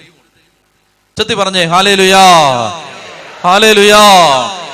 യഹോശാഫാത്ത് ഈ പ്രതികൂലത്തിന് മുമ്പിൽ നിൽക്കുമ്പോ അദ്ദേഹം പറഞ്ഞു, ദൈവമേ, അങ്ങയുടെ കരം കരുത്തുറ്റതും പ്രബലവുമാണ്. രണ്ടാമത്തേത്, ഇസ്രായേൽ ജനത്തെ മുഴുവൻ ഒരുമിച്ച് കൂട്ടിയിട്ട് അദ്ദേഹം പ്രാർത്ഥിക്കുകയാണ്, കർത്താവേ, അങ്ങ്, ഞങ്ങളുടെ ദൈവമേ, അങ്ങ് സ്വന്തം ജനമായ ഇസ്രായേലിന്റെ മുമ്പിൽ നിന്ന് ഈ ദേശത്തെ നിവാസികളെ തുരത്തുകയും അങ്ങയുടെ സ്നേഹിതനായ അബ്രാഹത്തിന്റെ സന്തതികൾക്ക് അത് ശാശ്വതാവകാശമായി നൽകുകയും ചെയ്തില്ലേ? ഇത് ശ്രദ്ധിക്കണം. എന്തെന്നറിയാമോ? അദ്ദേഹം രണ്ടാമതായിട്ട് പറയുകയാണ്, ദൈവമേ, ആദ്യം പറയുന്നത്, ദൈവമേ, അങ്ങ് സർവശക്തനാണ്, അങ്ങയോട് എതിർത്ത് നിൽക്കാൻ ആർക്കും പറ്റില്ല. ഈ പ്രശ്നമൊക്കെ വലുതാണ്, പക്ഷെ അങ്ങ് അതിനൊക്കെ വലുതാണ്. അത് വ്യക്തമായോ? രണ്ടാമതായിട്ട് അദ്ദേഹം പറയുകയാണ്, ദൈവമേ, ഞാനിങ്ങനെ ഈ പ്രശ്നത്തിന്റെ മുമ്പിൽ നിൽക്കുമ്പോ എനിക്കൊരു കാര്യം ഓർമ്മ വരുന്നുണ്ട്. ഞാൻ ഈ പ്രശ്നത്തിന്റെ മുമ്പിൽ നിൽക്കുമ്പോൾ ദൈവമേ, ഒരു കാര്യം എൻ്റെ മനസ്സിലേക്ക് തെളിഞ്ഞു വരുന്നുണ്ട്. എൻ്റെ മനോമുകുരത്തിൽ ഒരു കാര്യം നല്ല പച്ച വെളിച്ചത്തിൽ തെളിഞ്ഞു നിൽപ്പുണ്ട്. എന്താണെന്നറിയാമോ? പണ്ട് മുൻകാലങ്ങളിൽ അങ്ങ് ഞങ്ങളുടെ പിതാക്കന്മാരെ ഈ ദേശത്തേക്ക് കൊണ്ടുവന്നപ്പോൾ അങ്ങ് ഈ ദേശത്ത് ശത്രുക്കളായി നിന്ന ജനതകളെ മുഴുവൻ തുരത്തി ഓടിച്ച് ഈ ദേശം ഞങ്ങളുടെ പിതാക്കന്മാർക്ക് അവകാശമായി തന്നില്ലേ? ശ്രദ്ധിച്ചാൽ മനസ്സിലാവൂ, ശ്രദ്ധിച്ചാലേ മനസ്സിലാവൂ. അദ്ദേഹം രണ്ടാമതായിട്ട് മുൻകാലങ്ങളിൽ ദൈവം ചെയ്ത അത്ഭുത പ്രവർത്തികളെ ഓർത്ത് നന്ദി പറയുകയാണ്. ഇത് ശ്രദ്ധിക്കണം, ഇത് വെറു നിസ്സാരമായ ഒരു കാര്യമല്ലത്. അതായത് അദ്ദേഹം പറയുകയാണ്, ദൈവമേ, ഇതിനേക്കാൾ വലിയ മഹാശത്രുക്കളെ, രാക്ഷസന്മാരെ, കാനാൻ ദേശത്തെ നിവാസികൾ രാക്ഷസന്മാരുടെ വലിപ്പമുള്ളവരായിരുന്നു. ദേശം ഒറ്റുനോക്കാൻ പോയ ആളുകൾ പറയുന്നത് അവര് നമ്മളെ പിടിച്ച് തിന്നുമെന്നാ പറഞ്ഞത്. അത്രയ്ക്ക് ഭീകരന്മാരാണ്. ആ കാനാൻ ദേശത്തെ ഈ രാക്ഷസ ജന്മങ്ങളെ തുരത്തി ഓടിച്ച് ഈ ദേശം ഞങ്ങളുടെ പൂർവ്വപിതാക്കന്മാർക്ക് നീ അവകാശമായിട്ട് തന്നില്ലേ എന്ന് പറഞ്ഞാൽ, പ്രതികൂലത്തിന്റെ മുമ്പിൽ നിൽക്കുന്ന ചേട്ടാ, ചേച്ചി, രോഗത്തിന്റെ മുമ്പിൽ തളർന്നു നിൽക്കുന്ന മകളെ, ജോലി കിട്ടാത്തതിന്റെ പേര് വിഷമിച്ച് നിൽക്കുന്ന ചെറുപ്പക്കാരാ, കുടുംബത്തിന്റെ കടബാധ്യതയെ ഓർത്ത് എണ്ണി എണ്ണി ജീവിതത്തെ പഴി പറഞ്ഞ് ജീവിക്കുന്ന കുടുംബത്തിലെ പ്രിയപ്പെട്ട ദൈവത്തിന്റെ മകനെ, മകളെ, ഇത് ശ്രദ്ധിക്ക്, തിരിഞ്ഞു നോക്ക്, നീ തിരിഞ്ഞു നോക്കിയാൽ നൂറുകണക്കിന് ജീവിതാനുഭവങ്ങളിൽ, ഇതിനേക്കാൾ വലിയ സന്ദർഭങ്ങളിൽ നിന്റെ ദൈവം നിന്നെ സഹായിച്ച നൂറുകണക്കിന് അനുഭവങ്ങൾ നിന്റെ മനസ്സിൽ തെളിഞ്ഞു വരും. മനസ്സിലാവുന്നുണ്ടോ ഞാൻ പറയുന്നത്? അതായത് ഒരു പ്രശ്നത്തിന്റെ മുമ്പ് നിൽക്കുമ്പോ ആ പ്രശ്നത്തെ ശ്രദ്ധിച്ച്, യഹോശാഫാത്ത് ആ പ്രശ്നത്തെ നോക്കിയില്ല. അദ്ദേഹം പറഞ്ഞു, ദൈവമേ, നീ സർവശക്തനാണ്. ഒന്ന്. രണ്ട്, ഇതിനേക്കാൾ വലുത് വന്നപ്പോ നീ സഹായിച്ചിട്ടുണ്ട്. രണ്ട്. മനസ്സിലാവുന്നുണ്ടോ ഞാൻ പറയുന്നത്? മനസ്സിലാവുന്നുണ്ടോ? ഇതിനേക്കാൾ വലിയ കേസ് വന്നപ്പോ നീ ഞങ്ങളെ പണ്ട് സഹായിച്ചതാണ്, അന്നേരാണ് ഈ സാധനം. മനസ്സിലായി? അല്ലാതെ ദൈവമേ, ഈ പ്രശ്നം അങ്ങനെ പറഞ്ഞോണ്ടിരുന്നേ, അങ്ങനെ പറഞ്ഞോണ്ടല്ലിരുന്നത്. ഇത് അയാൾ മൈൻഡ് ചെയ്യുന്നില്ല. അയാൾ പറയുന്നത്, ദൈവമേ, നീ സർവശക്തനാണ്. കഴിഞ്ഞ ദിവസം കുമരകത്ത് ധ്യാനം നടക്കുമ്പോൾ 1.5 കോടിയുടെ കടവുമായിട്ട് ഒരു കുടുംബം അവിടെ നിൽപ്പുണ്ട്. 1.5 കോടി. വലിയ കടവൊന്നും അല്ലായിരിക്കും. 10 കോടി കടവുള്ളവന് ഇത് 1.5 കോടി ഒന്നുമല്ല. അപ്പോ ഈ കുടുംബം, എന്നിട്ട് അവിടുത്തെ അച്ഛൻ്റെ അടുത്ത് പറഞ്ഞത്, 5 കൊല്ലമായിട്ട് ഇതുങ്ങള് നരകിച്ച് കഴിയുകയാണ്. കൂടാത്ത ധ്യാനങ്ങളില്ല, പോകാത്ത ധ്യാനകേന്ദ്രങ്ങളില്ല, പങ്കെടുക്കാത്ത പ്രാർത്ഥനകളില്ല. അങ്ങനെ ഇരിക്കുമ്പോൾ കർത്താവ് ഒരു പ്രേരണ തന്നതനുസരിച്ച് ഞാൻ 4 ദിക്കിലേക്ക് തിരിച്ചു നിർത്തി പ്രാർത്ഥിപ്പിച്ചു. നമ്മുടെ ഹൗദ് മാലാഖെ, നമ്മുടെ മാലാഖമാർ അങ്ങനെ ചൊല്ലിയില്ല, മറിച്ച് 4 ദിക്കിലേക്ക് തിരിഞ്ഞു നിർത്തി അങ്ങനെ പ്രാർത്ഥിപ്പിച്ചു. പിറ്റേ ദിവസം ഈ കുടുംബം ഓടി വന്നിരിക്കുകയാണ്. അതായത് അവരുടെ ബന്ധുവായ ഒരാള് തലേന്ന് രാത്രി വിളിച്ചിട്ട് പറയാണ്, 1.5 കോടി രൂപ ഞാൻ തരാൻ പോവാണ്, ദാ വിളിച്ചോ എന്ന് പറഞ്ഞാൽ, ഞാൻ പറയുന്നത് ദൈവം അങ്ങനെ ഇടപെടുന്ന ഞാൻ കണ്ടിട്ടുള്ളതുകൊണ്ട് ഞാൻ പറയാണ്. അങ്ങനെ ഇടപെടും. തലേന്ന് രാത്രി വരെ ഒരു വഴിയില്ല. അന്ന് രാത്രി വിളിച്ചിട്ടൊരു ബന്ധു, അവന്റെ കോടീശ്വരനാണ്, അവരുടെ ബന്ധുവാണ്, ഇത്രയും നാൾ 5 കൊല്ലമായിട്ട് അനങ്ങാതിരുന്നവൻ അന്ന് രാത്രി പറയാണ്, വിളിച്ചിട്ട് 1.5 കോടി രൂപ ഞാൻ തരാന്ന് പറഞ്ഞു. വാവിട്ട് കരഞ്ഞുകൊണ്ട് ഈ ആളുകൾ വന്നിരിക്കുകയാണ്. എന്ന് പറഞ്ഞാൽ പ്രിയപ്പെട്ട സഹോദരങ്ങളെ, ഈ പ്രശ്നം നോക്കിയിരിക്കരുത്. ഈ പ്രശ്നം നോക്കിയിരുന്നാൽ നീ കയറിൽ തീരും, കയറെ തൂങ്ങി ആടും. ഈ പ്രശ്നം നോക്കിയിരുന്നാൽ നീ ഒരു പൊതി വിഷത്തിൽ തീരും.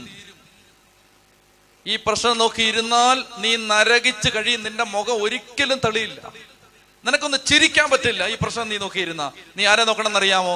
ആ പ്രശ്നത്തിന് മേളിൽ ഒരു ദൈവമുണ്ട്, ആ ദൈവത്തെ നോക്കണം. 2, കഴിഞ്ഞ കാലങ്ങളിൽ ദൈവം നിന്നെ നയിച്ച വഴികളുണ്ട്, അത് ഓർക്കണം. ദൈവമേ, ഇതിനൊക്കെ ഭീകരമായ സാഹചര്യം, ആറ്റം ബോംബ് വീണിട്ട് എന്നെ തൊടാൻ പറ്റിയിട്ടില്ല. അന്നേരമാണ് ഇവിടെ ഒരുത്തൻ പൊട്ടാസും കൊണ്ട് വന്നിരിക്കുന്നത്, ഓലപ്പടക്കവും കൊണ്ട്. ചെത്തി പറഞ്ഞേ ഹല്ലേലൂയാ, ഹല്ലേലൂയാ. ദൈവമേ, അങ്ങനെ സഹായിക്കണം. എൻ്റെ മനസ്സിലേക്ക് ഇത് വരുമ്പോഴൊക്കെ എപ്പോഴും എൻ്റെ മനസ്സിൽ വരുന്ന ഒരു ഉദാഹരണം ഇതാണ്.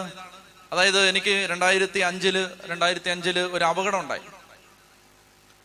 അന്ന് ഞങ്ങൾ 4 പേര് യാത്ര ചെയ്തിരുന്ന ഒരു വണ്ടി ഒരു കുഴി വീണിട്ട് പുഷ്പഗിരിയിൽ ഞങ്ങൾ കിടക്കുകയാണ്. അന്ന് രാത്രിയിൽ ജൂലൈ 25 രാത്രി. അങ്ങനെ കിടക്കുന്ന സമയത്ത് അവസാനമായിട്ട് എൻ്റെ മുറിയിൽ നിന്ന് പോയ ചേട്ടൻ രാത്രി 2 മണിക്കാണ് പോകുന്നത്. പോകുമ്പോൾ അതേ എൻ്റെ അടുത്ത് പറഞ്ഞു, അച്ഛാ ചങ്ക പൊട്ടി പ്രാർത്ഥിച്ചോ, വണ്ടിയിലുണ്ടായിരുന്ന ഒരാള് വെന്റിലേറ്ററിലാണ്, ഏത് സമയത്തും മരിക്കും, വെന്റിലേറ്റർ മാറ്റിയാ മരിക്കും. അപ്പൊ വണ്ടി ഓടിച്ചിരുന്നത് ഞാനാണ്. എൻ്റെ ഒരു അശ്രദ്ധ കൊണ്ടാണ് അപകടം പറ്റിയത്. അപ്പൊ എനിക്ക് ഭയങ്കര കുറ്റബോധം വരാൻ തുടങ്ങി, എനിക്ക് ഭയം വരാൻ തുടങ്ങി, എനിക്ക് ഭയങ്കര ഭയം വരികയാണ്. ഞാൻ ചിന്തിക്കുകയാണ്, ദൈവമേ, ഈ ആള് മരിച്ചു പോയാൽ പിന്നെ ജീവിതകാലത്ത് എനിക്ക് സമാധാനം ഉണ്ടാവില്ല. കാരണം എൻ്റെ ഒരു അശ്രദ്ധ കൊണ്ടാണ് ഇത് പറ്റിയത്, അതെനിക്കറിയാം. അപ്പൊ ഇത് അബദ്ധത്തിൽ പറ്റിയൊന്നുമില്ല, എൻ്റെ ഒരു അശ്രദ്ധ കൊണ്ട്, ഒരു സെക്കൻഡ് നേരത്തെ എൻ്റെ ഒരു കെയർലെസ്നെസ് കൊണ്ടാണ് ഇത് പറ്റിയത്. അപ്പൊ അതെനിക്ക് അറിയാലോ, വേറെ ആർക്കും അറിയില്ലല്ലോ, അതെനിക്കറിയാം. അപ്പൊ എൻ്റെ ഹൃദയം പൊട്ടുകയാണ്. എനിക്ക് എൻ്റെ ദേഹത്ത് മുഴുവൻ മുറിവുണ്ട്, അതിന്റെ വേദനയല്ല, എൻ്റെ ഹൃദയം പൊട്ടുകയാണ്. എനിക്ക് ഭയം വരികയാണ്, ദൈവമേ, ഈ ആള് മരിച്ചു പോവോ, മരിച്ചു പോവോ, മരിച്ചു പോവോ, എനിക്ക് പേടി വരികയാണ്. അപ്പൊ ഞാൻ തോർത്തെടുത്ത് എൻ്റെ മുഖത്തേക്ക് ഇട്ടിട്ട് അലറി കരഞ്ഞു, എനിക്ക് സങ്കടം സഹിക്കാൻ പറ്റാതെ. അങ്ങനെ കരഞ്ഞിട്ട് ഞാൻ ഓർക്കുന്നുണ്ട്, അതിനു മുമ്പ് അത്രയും ഹൃദയം നൊന്ത് ഞാൻ പ്രാർത്ഥിച്ചൊരു സന്ദർഭം എൻ്റെ മനസ്സിലില്ല. അതിനു മുമ്പ് അത്രയും ചങ്ക് വിട്ട് ഞാൻ പ്രാർത്ഥിച്ചൊരു സന്ദർഭം എൻ്റെ ഓർമ്മയിലില്ല. പ്രാർത്ഥിച്ചിട്ടൊക്കെ ഉണ്ടാവും, പക്ഷെ അങ്ങനൊന്നും പ്രാർത്ഥിച്ചിട്ടില്ല. അന്ന് അങ്ങനെ ഹൃദയം പൊട്ടി ഉറക്കെ വിളിച്ചിട്ട് ഞാൻ ഓർക്കുന്നുണ്ട്, ഞാൻ ഇങ്ങനെ പറഞ്ഞ കർത്താവിനോട്, ദൈവമേ, ആ വ്യക്തിയുടെ ജീവന് പകരം എൻ്റെ ജീവൻ എടുത്തോ എന്നൊന്നും പറയാൻ എനിക്ക് ബലമില്ല. ഉള്ള കാര്യം പറയാമല്ലോ, അത് എന്നെ അങ്ങ് എടുത്തിട്ട് ആളെ അങ്ങനൊന്നും പറയാൻ ബലം എനിക്കില്ല. പക്ഷെ എൻ്റെ കർത്താവേ, ഞാൻ ഒരു കാര്യം പറയട്ടെ, ഈ വ്യക്തി മരിക്കാതിരുന്നാൽ, ഈ വ്യക്തിക്ക് ജീവൻ തിരിച്ചു കിട്ടിയാൽ എൻ്റെ ജീവിതം ഞാൻ നിനക്ക് തരാം. അത്രയും നാൾ ഞാൻ എനിക്ക് വേണ്ടി ജീവിച്ചിരുന്നു. പക്ഷെ അത് അത്രയും സത്യസന്ധമായിട്ട് അന്ന് രാത്രി എനിക്ക് ഓർമ്മയുണ്ട്, ഞാൻ കർത്താവിനോട് പറഞ്ഞത്, ഈ ആള് മരിക്കാതിരുന്നാൽ, ജീവിച്ചാൽ, ഈ അപകടത്തിൽ ഇയാൾ മരിക്കാതിരുന്നാൽ എന്റെ ജീവൻ തരാന്ന് പറയാൻ എനിക്ക് വിലയില്ല, പക്ഷെ എന്റെ ജീവിതം തരാം, ഞാൻ നിനക്ക് വേണ്ടി ജീവിച്ചോളാം. എന്റെ പ്രിയപ്പെട്ട സഹോദരങ്ങളെ, ഞാൻ പൂർണ്ണമായും വിശ്വസിക്കുന്ന എന്റെ തലവര മാറിയ രാത്രിയാണത്. എന്റെ തലവര മാറിയ രാത്രിയാണത്. അതായത് അന്ന് ആശുപത്രി കിടക്കയിലേക്ക്, ആ വെന്റിലേറ്റർ റൂമിലേക്ക് കർത്താവ് ഇറങ്ങി വന്ന് ആ വ്യക്തി എങ്ങനെ സൗഖ്യപ്പെട്ടു എന്ന് എനിക്ക് ഇന്നറിയാം. ആ വ്യക്തിയുടെ ജീവിതം എങ്ങനെ രക്ഷപ്പെട്ടു എന്ന് എനിക്ക് നന്നായിട്ട് അറിയാം. പ്രിയപ്പെട്ട മക്കളെ, ഇന്നൊരു പ്രശ്നം വരുമ്പോ, ഇന്നും പ്രശ്നം ഇഷ്ടം പോലെ ഉണ്ട്. ഇന്നൊരു പ്രശ്നം വരുമ്പോ എന്റെ മനസ്സിൽ ആദ്യം ഓർമ്മ വരുന്നത് 2005 ജൂലൈ 25 രാത്രി 2 മണിക്ക് ആശുപത്രി കിടക്കയിലേക്ക് ഇറങ്ങി വന്ന് മരിക്കാൻ സാധ്യതയുണ്ടായിരുന്ന ഒരാളെ ജീവനിലേക്ക് തിരിച്ചു വിളിച്ച ദൈവമേ, ഇപ്പോഴും നീ എന്നെ സഹായിച്ചിരിക്കും. ചൊല്ലി പറഞ്ഞേ ഹല്ലേലൂയാ. മനസ്സിലാവുന്നുണ്ടോ? അതായത് ഞാൻ എൻ്റെ അനുഭവം പറഞ്ഞു. കഴിഞ്ഞകാല ജീവിതത്തിൽ ദൈവം നിങ്ങളെ അത്ഭുതകരമായി താങ്ങി നടത്തിയ ആയിരക്കണക്കിന് അനുഭവങ്ങൾ നിങ്ങളുടെ ജീവിതത്തിൽ ഉണ്ടാവും. അത് ഓർത്തിട്ട് പറയണം, ദൈവമേ, ഇപ്പോഴും നീ എന്നെ സഹായിക്കും. പിടികിട്ടിയോ ഇത്? അതാണിത്. അതായത് ദാരിദ്ര്യത്തിലും നാണക്കേടിലും അപമാനത്തിലും തകർച്ചയിലും ഒക്കെ വീണുപോകാൻ സാധ്യതയുണ്ടായിരുന്ന ഒരു ജന്മത്തെ എത്ര സൂക്ഷ്മതയോടെ ദൈവം കഴിഞ്ഞ കാലങ്ങളിൽ പൊതിഞ്ഞു പിടിച്ചു എന്ന് ചിന്തിച്ചാൽ, ആലോചിച്ചാൽ, ഓർത്തു നോക്കിയാൽ കിട്ടും. ഓർത്തു നോക്കണം. എന്നിട്ട് എണ്ണി എണ്ണി പറയണം. അതാ ഈശോ പറയുന്നത്, ഉള്ളവന് നൽകപ്പെടും, ഇല്ലാത്തവരിൽ നിന്നുള്ളതുപോലെ എടുക്കപ്പെടും. എന്തുള്ളവന്? നന്ദിയുള്ളവന്. നന്ദി. കഴിഞ്ഞ കാലങ്ങളിൽ ഒത്തിരി ദൈവം സഹായിച്ചിട്ടുണ്ട്. അതൊക്കെ എണ്ണി എണ്ണി നന്ദി പറയണം. പരിശുദ്ധ കുർബാന മുഴുവൻ അതാണ്. രക്ഷയുടെ വഴികളിൽ ദൈവം സഹായിച്ചതിനെല്ലാം നന്ദി പറയുകയാണ്. സ്തുതിയും സ്തോത്രവും സമർപ്പിക്കും. സ്തുതിയും സ്തോത്രവും സമർപ്പിക്കും. ഓർക്കുന്നുണ്ടോ ഇതൊക്കെ? ഉറക്കം തൂങ്ങി വായും പൊളിച്ച് നിൽക്കത്തില്ലേ കുർബാനയ്ക്ക്? അന്നേരം പറയുന്ന കേട്ടിട്ടുണ്ടോ അച്ഛൻ? ഞങ്ങൾ നിനക്ക്, നിന്റെ ഏകജാതന്, പരിശുദ്ധാത്മാവിന് സ്തുതിയും. പാടത്തില്ലേ? പാട്. നാഥാ നിന്നുടെ ദാനങ്ങൾക്കെല്ലാം.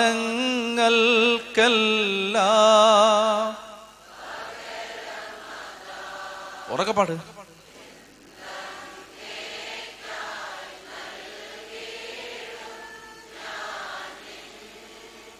ഹിതമതുപോ അഖില ജനസവിധം ഞാനൻ നേർച്ചകൾ നിറവേറ്റും. 116 സങ്കീർത്തനം 12, 13, 14 വാക്യങ്ങളാണത്. എന്റെ ദൈവമേ, നീ എന്റെ മേ ചൊരിഞ്ഞ അനുഗ്രഹങ്ങൾക്ക് ഞാൻ എങ്ങനെ നന്ദി പ്രകാശിപ്പിക്കും. രക്ഷയുടെ പാനപാത്രം ഉയർത്തി കർത്താവിന്റെ നാമം ഞാൻ വിളിച്ചപേക്ഷിക്കും. സകല ജനത്തിനെയും മുമ്പാകെ അവിടുത്തേക്കുള്ള നേർച്ചകൾ ഞാൻ നിറവേറ്റും. മനസ്സിലാവുന്നുണ്ടോ ഇത്? തിരിഞ്ഞു നോക്കണം. ഞാൻ ജീവിതത്തിൽ എന്തെങ്കിലും തടസ്സമുള്ള മക്കൾക്ക് കൊടുക്കുന്ന ഒരു ഉപദേശമുണ്ട്, പറയട്ടെ. തടസ്സം മാറാനൊരു വഴി. അയ്യോ എന്തൊരു സന്തോഷം! തടസ്സം മാറാൻ ഒരു വഴി പറയട്ടെ. ഒരു 200 പേജിന്റെ നോട്ട്ബുക്ക് വാങ്ങിക്കുക. തടസ്സം മാറാനോ? 200 പേജിന്റെ നോട്ട്ബുക്ക് വാങ്ങിക്കുക. വാങ്ങിച്ചിട്ട് എന്ത് ചെയ്യണമെന്നറിയാമോ? ഒരു 10 കൊല്ലം മുമ്പുള്ള ജീവിതത്തിലേക്ക് തിരിഞ്ഞു നോക്കുക. 10 കൊല്ലം മുമ്പുള്ള ജീവിതത്തിലേക്ക് തിരിഞ്ഞു നോക്കിയിട്ട് ദൈവം ചെയ്ത ഓരോ നന്മകളും 1, 2, 3, 4, 5 അങ്ങനെ എഴുതി പോവുക. 100, 500, 1000 ഒക്കെ അങ്ങ് തികയും. ബുക്ക് മുഴുവൻ അതായിരിക്കും. എന്തെന്നറിയാമോ? ദൈവം തന്ന നന്മകൾ, ദൈവം തന്ന അനുഗ്രഹങ്ങൾ, ദൈവം തുറന്ന വഴി, ഇതെല്ലാം നോക്കണം. തടസ്സം മാറാനുള്ള വഴിയാണ്, കേട്ടോണം. എന്നിട്ട് ഓരോന്നും എടുക്കണം. ഓരോന്നും ഒരു ഗതിയും പരഗതിയും ഇല്ലാതെ നാണം കെട്ട് കൈ നീട്ടി ഓച്ചാനിച്ച് പഞ്ചപുച്ഛം അടക്കി നിൽക്കേണ്ടി വന്നൊരവസ്ഥയിൽ ഓർക്കാപ്പുറത്ത് അപ്രതീക്ഷിതമായി ദൈവം അത്ഭുതങ്ങളുടെ കലവറ തുറന്ന ഒരു സംഭവം ഓർത്താൽ അത് എഴുതണം. എഴുതിയിട്ട് അതോർത്തിട്ട് എന്റെ ദൈവമേ നിനക്ക് നന്ദി. രണ്ടാമത്തേത് എടുക്കണം. ഒരു നിമിഷാർദ്ധത്തിന്റെ അരനേരം കൊണ്ട് പാഞ്ഞു വന്നൊരു വാഹനത്തിന്റെ ചക്രങ്ങൾക്കടിയിലേക്ക് ജീവിതം ഞെരിഞ്ഞമർന്ന് തീരാമായിരുന്ന ഒരു മധ്യാഹ്നത്തിൽ ജീവനെ ദൈവം പൊതിഞ്ഞ ഒരു സംഭവം ഓർത്താൽ എഴുതണം. ദൈവമേ അതിന് നിനക്ക് നന്ദി. നശിച്ചു പോകാൻ സാധ്യതയുണ്ടായിരുന്ന മകനെയോ മകളെയോ വഴിതെറ്റാതെ ദൈവം തിരിച്ചു കൊണ്ടുവന്നൊരനുഭവം ഓർത്താൽ എഴുതണം. ദൈവമേ അതിന് നന്ദി. നാണം കെട്ട് തലകുനിച്ച് നിസ്സഹായതയോടെ വിവസ്ത്രനാക്കപ്പെട്ടാൽ എന്ന വണ്ണം നിൽക്കേണ്ടി വന്ന 1000 തവണ ദൈവം പൊതിഞ്ഞു പിടിച്ച സന്ദർഭങ്ങൾ ഓർമ്മ വരും. എഴുതണം. ദൈവമേ നിനക്ക് നന്ദി. അങ്ങനെ 1000 കാര്യം ഓർമ്മ വരും. 10 കൊല്ലത്തെ ജീവിതം എടുത്താൽ 1000 ഒന്നും അല്ല, ഇഷ്ടം പോലെ കാര്യങ്ങൾ ഓർമ്മ വരും. ഓരോ ദിവസം ഓർമ്മ വരും. അതെല്ലാം എഴുതണം. എഴുതിയിട്ട് സ്തുതി, സ്തോത്രം, നന്ദി, ആരാധന, ദൈവമേ മഹത്വം ഇങ്ങനെ പറയണം. 3 ദിവസം അങ്ങനെ പറഞ്ഞാൽ 4-ാം ദിവസം കെട്ടഴി. നന്ദികേടിന്റെ മക്കളെ പല വഴിയും തുറക്കാത്തത് നന്ദി കെട്ടവരായതുകൊണ്ടാണ്. മനസ്സിലാവുന്നുണ്ടോ? എണ്ണി എണ്ണി പറയണം. ഓരോ കാര്യങ്ങൾ ഓർക്കണം. എന്നിട്ട് കണ്ണ് നിറഞ്ഞ് പറയണം, ദൈവമേ നന്ദി. മനസ്സിലാവുന്നുണ്ടോ ഇത്? ഈ മനുഷ്യൻ പറഞ്ഞു, കർത്താവേ ഇന്ന് രാവത്ത് വന്നപ്പോ ഓടി വന്നതല്ല, ഞങ്ങളൊന്നും മറന്നിട്ടില്ല കേട്ടോ, ഒന്നും മറന്നിട്ടില്ല. ഞങ്ങളുടെ അപ്പന്മാരെ, വല്യപ്പന്മാരെ, പൂർവികരെ മരുഭൂമിയിലൂടെ വഴി നടത്തി, ചെരുപ്പ് തേയാതെ, കാല് വിങ്ങാതെ, വസ്ത്രം പഴകാതെ അമ്മ മക്കളെ എന്ന വണ്ണം കയ്യിലെടുത്ത് കാനാൻ ദേശത്ത് കൊണ്ടുവന്ന് ഇവിടുത്തെ രാക്ഷസ ജന്മങ്ങളെ തുരത്തി ഓടിച്ചിട്ട് ഈ നാട്ടിൽ അവരെ താമസിപ്പിച്ചത് മറന്നിട്ടില്ല കേട്ടോ, മറന്നിട്ടില്ല. അങ്ങനൊരു ദൈവമാണ് നീ. പിടികിട്ടുന്നുണ്ടോ ഇത്? നന്ദി എഴുന്നേറ്റേ, നന്ദി പറയാം. ദൈവമേ, നീ തന്ന എല്ലാ അനുഗ്രഹങ്ങൾക്കും നന്ദി. അങ്ങനെ നന്ദി പറഞ്ഞാൽ കർത്താവിന്റെ അനുഗ്രഹം നമ്മളിലേക്ക് ഒഴുകി വരും. നന്ദി പറ. ഓരോ സാഹചര്യങ്ങളെ ഓർത്ത് നന്ദി പറ. ദൈവം വഴി നടത്തിയ, ഇന്ന് ദൈവമേ ദാരിദ്ര്യം ഇല്ലാതെ നിൽക്കാൻ പറ്റുന്നുണ്ട്. ഇന്നിപ്പോ വലിയ കുഴപ്പമില്ലാതെ നിൽക്കാൻ പറ്റുന്നുണ്ട്. ഇന്നിപ്പോ ദൈവമേ വലിയ പരിക്കില്ലാതെ മുന്നോട്ട് പോകാൻ പറ്റുന്നുണ്ട്. നമ്മുടെ മിടുക്ക, നമ്മുടെ കഴിവാ, നമ്മൾ എന്തെങ്കിലും ചെയ്തിട്ടാണോ, നമ്മുടെ പുണ്യത്തിന്റെ ഫലമാണോ, ചെയ്ത നന്മകളുടെ സൽകൃത്യങ്ങളുടെ അനന്തര ഫലമാണോ? അല്ല, എല്ലാം ദൈവത്തിന്റെ കരുണയാണ്. ദൈവത്തിന്റെ കരുണയാണ്. കരങ്ങൾ ഉയർത്തിക്കേ. പ്രിയമക്കളെ, ജീവിതത്തിൽ കഴിഞ്ഞ കാലങ്ങളിൽ ദൈവം വഴി നടത്തിയ എല്ലാ അനുഗ്രഹങ്ങളെ ഓർത്ത് ദൈവത്തെ സ്തുതിച്ച് ഹല്ലേലൂയാ, ഹല്ലേലൂയ, ഹല്ലേലൂയ, ഹല്ലേലൂയ, ഹല്ലേലൂയ, ഹല്ലേലൂയ, ഹല്ലേലൂയ, ഹല്ലേലൂയ, ഹല്ലേലൂയ, ഹല്ലേലൂയ, ഹല്ലേലൂയ, ഹല്ലേലൂയ, ഹല്ലേലൂയ, ഹല്ലേലൂയ, ഹല്ലേലൂയ, ഹല്ലേലൂയ, ഹല്ലേലൂയ, ഹല്ലേലൂയ, ഹല്ലേലൂയ, ഹല്ലേലൂയ. സ്തുതിക്കട്ടെ, സ്തുതിക്കട്ടെ, സ്തുതിക്കട്ടെ, സ്തുതിക്കട്ടെ, സ്തുതിക്കട്ടെ, സ്തുതിക്കട്ടെ. എല്ലാ മക്കളും സ്തുതിക്കട്ടെ, ശക്തിയോടെ സ്തുതിക്കട്ടെ. അതിരം തുറക്കപ്പെടട്ടെ, നാവിന്റെ കെട്ടഴിയട്ടെ. ദൈവത്തെ സ്തുതിക്കാൻ കൃപ നിറയട്ടെ. കൃതജ്ഞതാ സ്തോത്രങ്ങൾ ഉതിർക്കാൻ ദൈവശക്തി മക്കളിൽ വന്ന് നിറയട്ടെ. കരഞ്ഞ ദൈവത്തിന് നന്ദി പറയാൻ അഭിഷേകം നിറയട്ടെ. കഴിഞ്ഞ കാലങ്ങൾ വഴി നടത്തിയ ദൈവത്തെ, അത്ഭുതങ്ങളുടെ ദൈവത്തെ ഓർക്കാനും ആരാധിക്കാനും ഹൃദയങ്ങൾ തുറക്കപ്പെടട്ടെ. ഉച്ചത്തിൽ വിളിച്ച ഈശോയേ, ഉച്ചത്തിൽ വിളിച്ച ഈശോയേ.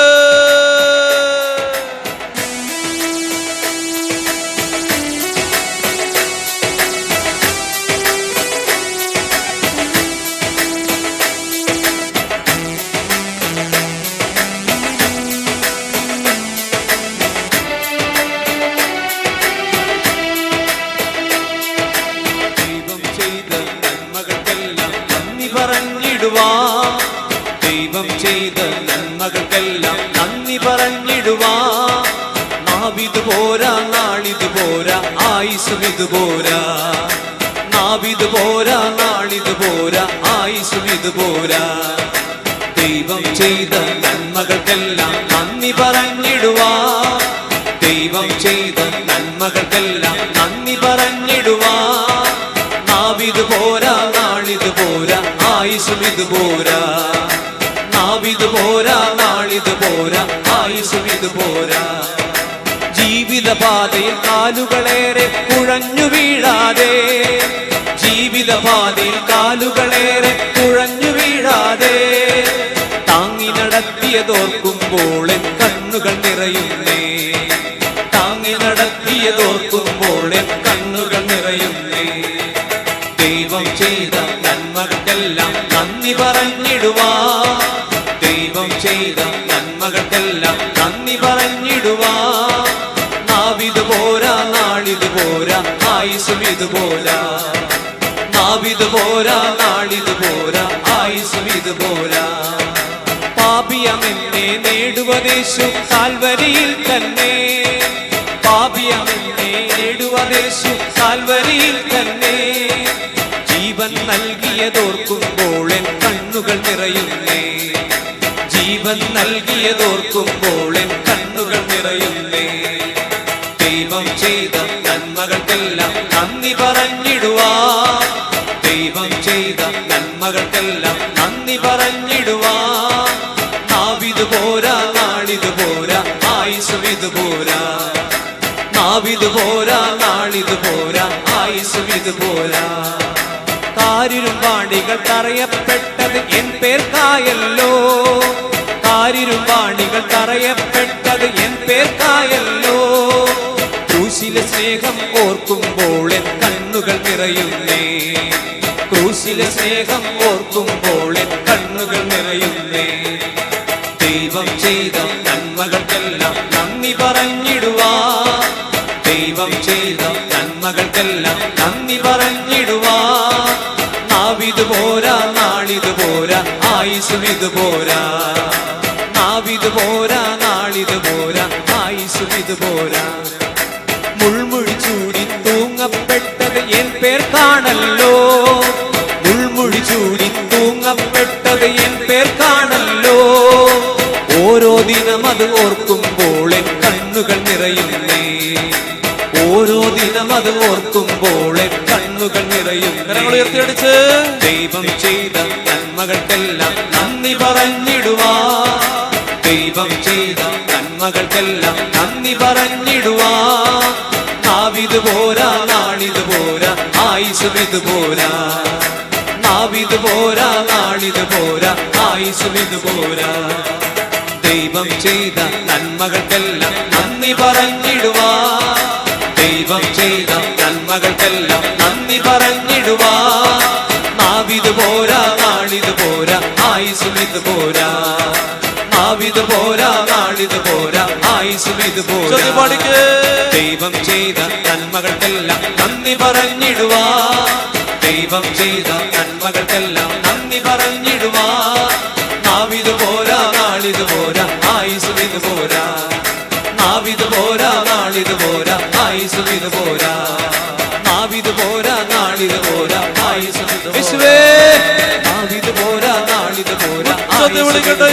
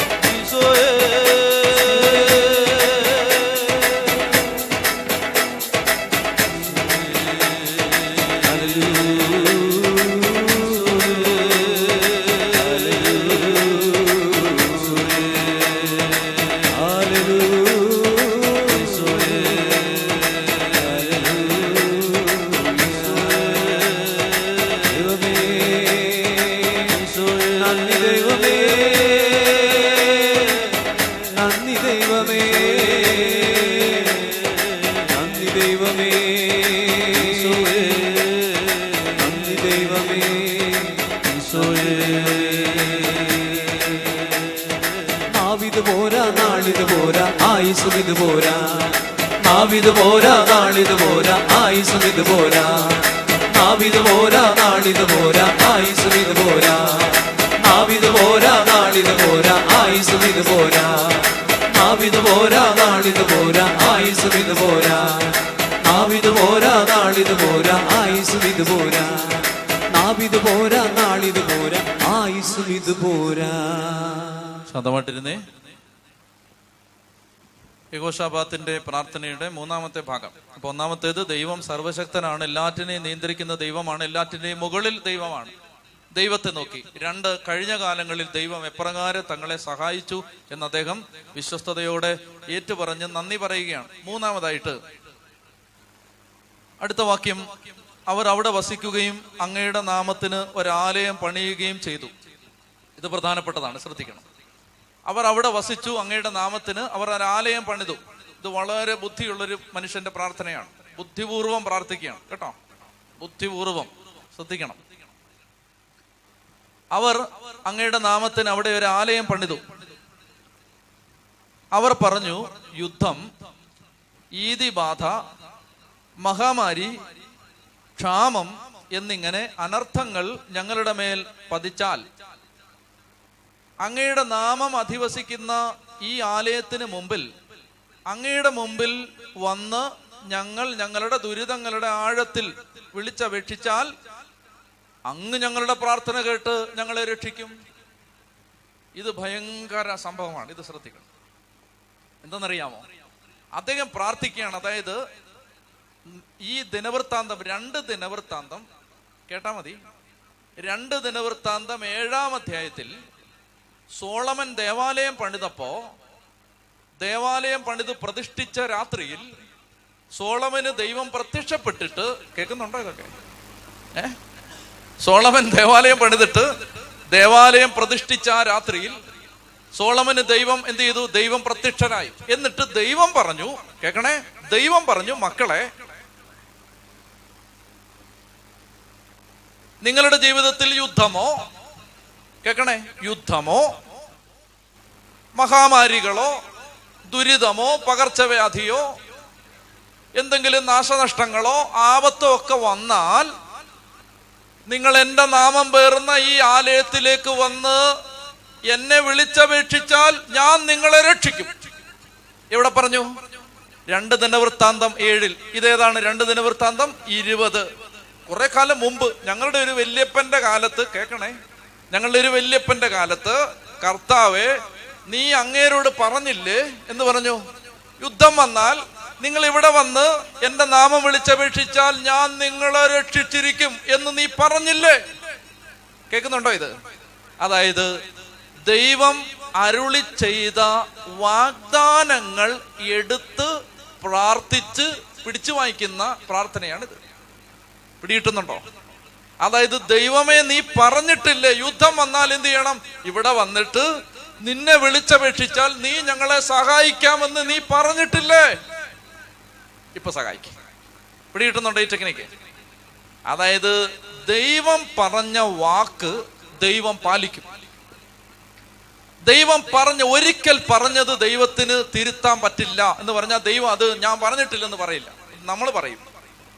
ഇപ്പൊ ഞാൻ നിങ്ങളോട് പറയാണ്, ഈ ധ്യാനം കഴിയുമ്പോൾ നിങ്ങൾ നന്നായിട്ട് ശ്രദ്ധിച്ചിരുന്നതിന് ഒരാൾക്ക് 10,000 രൂപ വെച്ച് തരാൻ പോവാണ്. അയ്യോ, അമ്മച്ചിയുടെ സന്തോഷം കണ്ടില്ല. ഇത്രയും നേരം വലിയ വലിയ കാര്യങ്ങൾ പറഞ്ഞപ്പോൾ സന്തോഷിക്കാത്ത അമ്മ. അപ്പൊ ഞാൻ ഇത് കഴിഞ്ഞ് ഇറങ്ങി, ആരാധന കഴിഞ്ഞ് ഇറങ്ങുമ്പോൾ അമ്മച്ചി വന്നിട്ട് 10,000 എപ്പോഴാ തരുന്നതെന്ന് ചോദിച്ചു. ഞാൻ പറഞ്ഞു 10,000 ഒരെണ്ണം തന്നാണ്ടല്ലോ 10,000. അപ്പൊ അമ്മച്ചി പറഞ്ഞു, അച്ഛൻ പറഞ്ഞില്ലേ? ഞാൻ പറഞ്ഞു, അങ്ങനെ പലതും പറയുന്നു.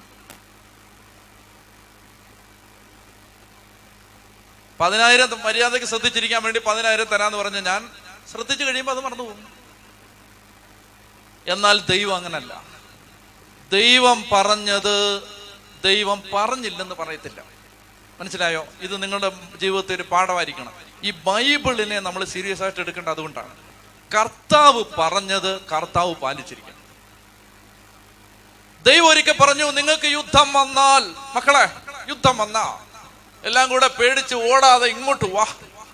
എവിടെ വരണം? ദേവാലയത്തിൽ വരണം. ദേവാലയത്തിൽ വന്നിട്ട് നിങ്ങൾ ചങ്ക് പൊട്ടി എന്റെ നാമം വിളിച്ചാൽ നിങ്ങളെ ഞാൻ സഹായിച്ചിരിക്കും.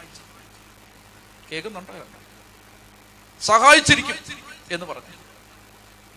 അപ്പൊ ഈ ചേട്ടനുണ്ടല്ലോ, ഈ യഹോഷാഫാത്ത്, ആരേത്? യഹോഷാഫാത്ത്. ആ ചേട്ടൻ അദ്ദേഹം പറയാണ്, കർത്താവേ, നിനക്ക് ഓർമ്മയില്ലേലും ഞങ്ങൾക്ക് ഓർമ്മയുണ്ട്. എന്ത്? നീ പണ്ട് പറഞ്ഞു. എന്ത് പറഞ്ഞു? യുദ്ധം വന്നാ നിങ്ങൾ ഈ ആലയത്തിലോട്ട് വന്നിട്ട് എന്റെ നാമം വിളിച്ചപേക്ഷിച്ചാ ഞങ്ങളെ സഹായിക്കാന്ന് നീ പറഞ്ഞില്ലേ? പറഞ്ഞു, സഹായിക്കും. ഇതാണ് ടെക്നിക്ക്. ശ്രദ്ധിക്കണം. ഇത് ബൈബിളിൽ ഏതാണ്ട് 8500ഓളം ഇത്തരം വാഗ്ദാനങ്ങൾ കിടപ്പുണ്ട്. വാഗ്ദാനം അതങ്ങ് വിശ്വസിച്ചിട്ട് കർത്താവിനോട് പറയണം, കർത്താവേ, നീ പറഞ്ഞില്ലേ ഞങ്ങളെ സഹായിക്കുമെന്ന്, സഹായിക്കും. അതായത് എങ്ങനെ പറയുന്നേ, നമ്മളിപ്പോ ഈ മനുഷ്യർ ആഭിചാരം, പണ്ടൊക്കെ ഞാൻ വിചാരിച്ചു ഇതൊന്നും ഇല്ലെന്നാ വിചാരിച്ചിരുന്നത്. പക്ഷെ ഇപ്പോഴാണ് എനിക്ക് മനസ്സിലായി ഇത് ശരിക്കും ഞങ്ങൾക്കിട്ടൊക്കെ ഭയങ്കര ആഭിചാരം ചെയ്യുന്ന ആളുകളുണ്ട്. കൂടുതൽ ഞാൻ പറയുന്നില്ല. അതായത് ഞാൻ പണ്ട് ഇതൊക്കെ ചുമ്മാന്നാ വിചാരിച്ചിരുന്നത്. ഈ ശരിക്കും നമ്മളെ നശിപ്പിക്കാൻ വേണ്ടി ആഭിചാരം ചെയ്യുന്ന ആളുകളുണ്ട്. അച്ഛന്മാർക്കിട്ടൊക്കെ ആഭിചാരം ചെയ്യുമെന്ന് പറഞ്ഞാൽ നിങ്ങൾ ആലോചിച്ച് നോക്കുക. മന്ത്രവാദമൊക്കെ ചെയ്ത് നമ്മുടെ സ്ഥാപനങ്ങൾ നശിക്കാൻ വേണ്ടി, നമ്മുടെ പ്രസ്ഥാനങ്ങൾ നശിക്കാൻ വേണ്ടിയൊക്കെ അങ്ങനെയൊക്കെ ചെയ്യുന്ന ആളുകളുണ്ട്.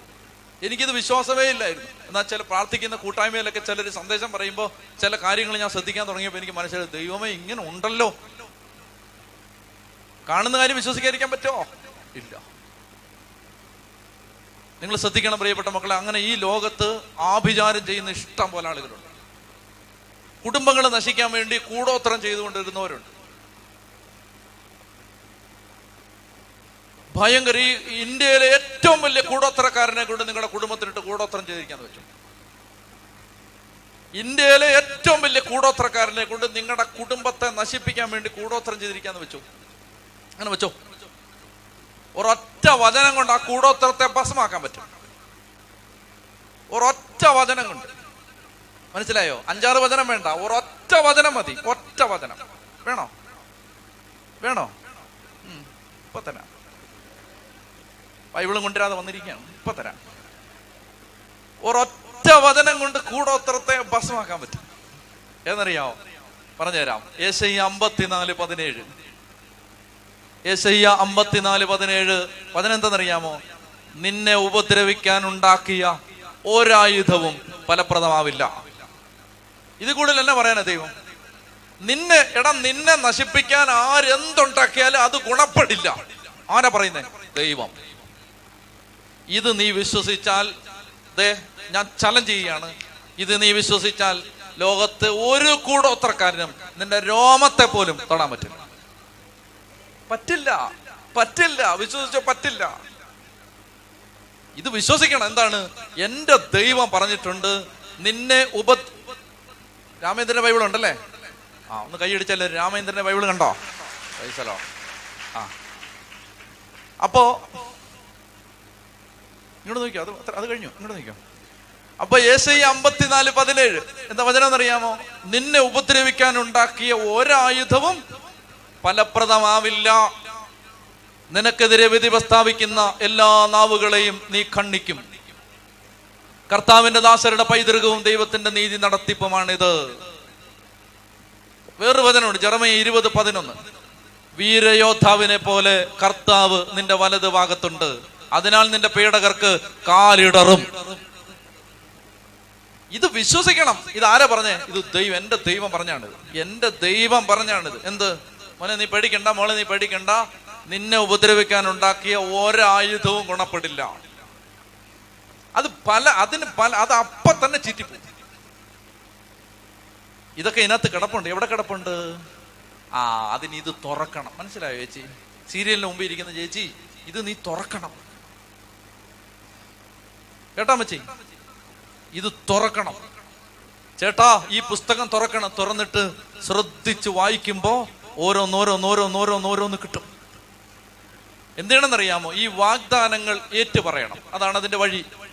ചുമ്മാ വായിച്ചുകൊണ്ടിരുന്നാൽ പറ്റില്ല. ഇത് ഏറ്റു പറയണം. ഞാൻ ചെയ്യുന്നതെന്നറിയാമോ? ഞാൻ എൻ്റെ ഒരു ഡയറിയിൽ എനിക്ക് കർത്താവിന്റെ സംരക്ഷണം, സ്നേഹം, സഹായം, അഭിഷേകം കിട്ടുമെന്ന് എനിക്ക് തോന്നിയിട്ടുള്ള വചനങ്ങളെല്ലാം ഞാൻ എഴുതി വെച്ചിട്ടുണ്ട്. അത് ഞാൻ പ്രാർത്ഥിക്കുന്ന സ്ഥലത്ത് ഞാൻ വെച്ചിട്ടുണ്ട്. എന്നിട്ട് അത് തുറന്ന് ഞാൻ വായിച്ച് അത് ഞാൻ ഇങ്ങനെ പ്രഖ്യാപിക്കുമ്പോൾ അതെനിക്ക് കിട്ടും. ചെത്തി പറഞ്ഞേ ഹല്ലേലൂയാ, ഹല്ലേലൂയാ, ഹല്ലേലൂയാ. അതായത് നമ്മൾ ധ്യാനകേന്ദ്രത്തിലൊക്കെ കാശില്ലാതെ വരുമ്പോൾ ഞാൻ പറയുന്നൊരു വചനമുണ്ട്, പറഞ്ഞു തരട്ടെ? അയ്യ, അതൊക്കെ പറഞ്ഞോണ്ടല്ലോ അന്ന് അക്കൗണ്ടിൽ കാശ് വന്നിരിക്കും. അതാണ് നിങ്ങൾക്ക് പറഞ്ഞു തരണോ? അതായത് അതൊക്കെ എന്തോ ഒരു അച്ചട്ടാന്നറിയാം. അതെല്ലാം നമുക്ക് ബുദ്ധിമുട്ട്, സാമ്പത്തിക ഞെരുക്കമൊക്കെ വരുമ്പോ പറയാൻ പറ്റുന്ന വചനങ്ങളുണ്ട്.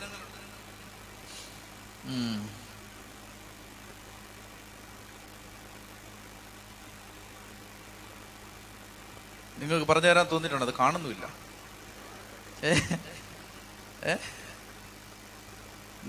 നിങ്ങളോട് പറയണ്ടെന്നാന്ന് തോന്നുന്നു. പറയണോ? കർത്താവ് യേശുവിൽ വിശ്വസിക്കാൻ നീ നിന്റെ കൂടെ ആവുന്നതല്ല. എന്താണ്? അതൊന്നുമല്ല. ഞാൻ പറയട്ടെ, ഹഗ്ഗായി 2-ാം അധ്യായം 7-ാം വാക്യം. ഇത് ഞാൻ പറയുന്ന വചനമാണ്. ഇടയ്ക്കിടയ്ക്ക് കാശില്ലാതെ വരുമ്പോ പറയുന്ന വചനമാണിത്. ഹഗ്ഗായി 2:7 വചനം എന്തെന്നറിയാമോ? ഞാൻ എല്ലാ ജനതകളെയും കുലുക്കും, അങ്ങനെ എല്ലാ ജനതകളുടെയും അമൂല്യ നിധികൾ ഇങ്ങോട്ട് വരും. മനസ്സിലായോ? നമ്മൾ അവിടെ ഇരുന്നാ മതി, ഇങ്ങോട്ട് വരും. ഇതൊക്കെ വിശ്വസിക്കണം. ഇതൊക്കെ എനിക്ക് അച്ചട്ടാണ്. ഇത് അച്ചട്ട്. ഞാൻ ഉച്ച കഴിഞ്ഞ ഒരു ദിവസം കിടന്നുറങ്ങുമ്പോൾ ഒരു മനുഷ്യൻ വന്ന് കൊട്ടി വിളിച്ചിട്ട്, എന്താ കുറച്ച് പൈസ തരാൻ വന്നാന്ന് പറഞ്ഞു. ഞാൻ വിചാരിച്ചു, ദൈവമേ, ഉറങ്ങുന്ന സമയത്ത് ഈ പൈസയും കൊണ്ട് ഞാൻ വിചാരിച്ച ഒരു 5000 രൂപയൊക്കെ കാണത്തുള്ളൂ. ഈ മനുഷ്യൻ കൊണ്ടുവന്നിട്ട് 20 ലക്ഷം രൂപ വന്നിട്ട്, അയ്യോ, ഈ അമ്മച്ചയുടെ വായങ്ങ തുറന്നിട്ട്, അതായത്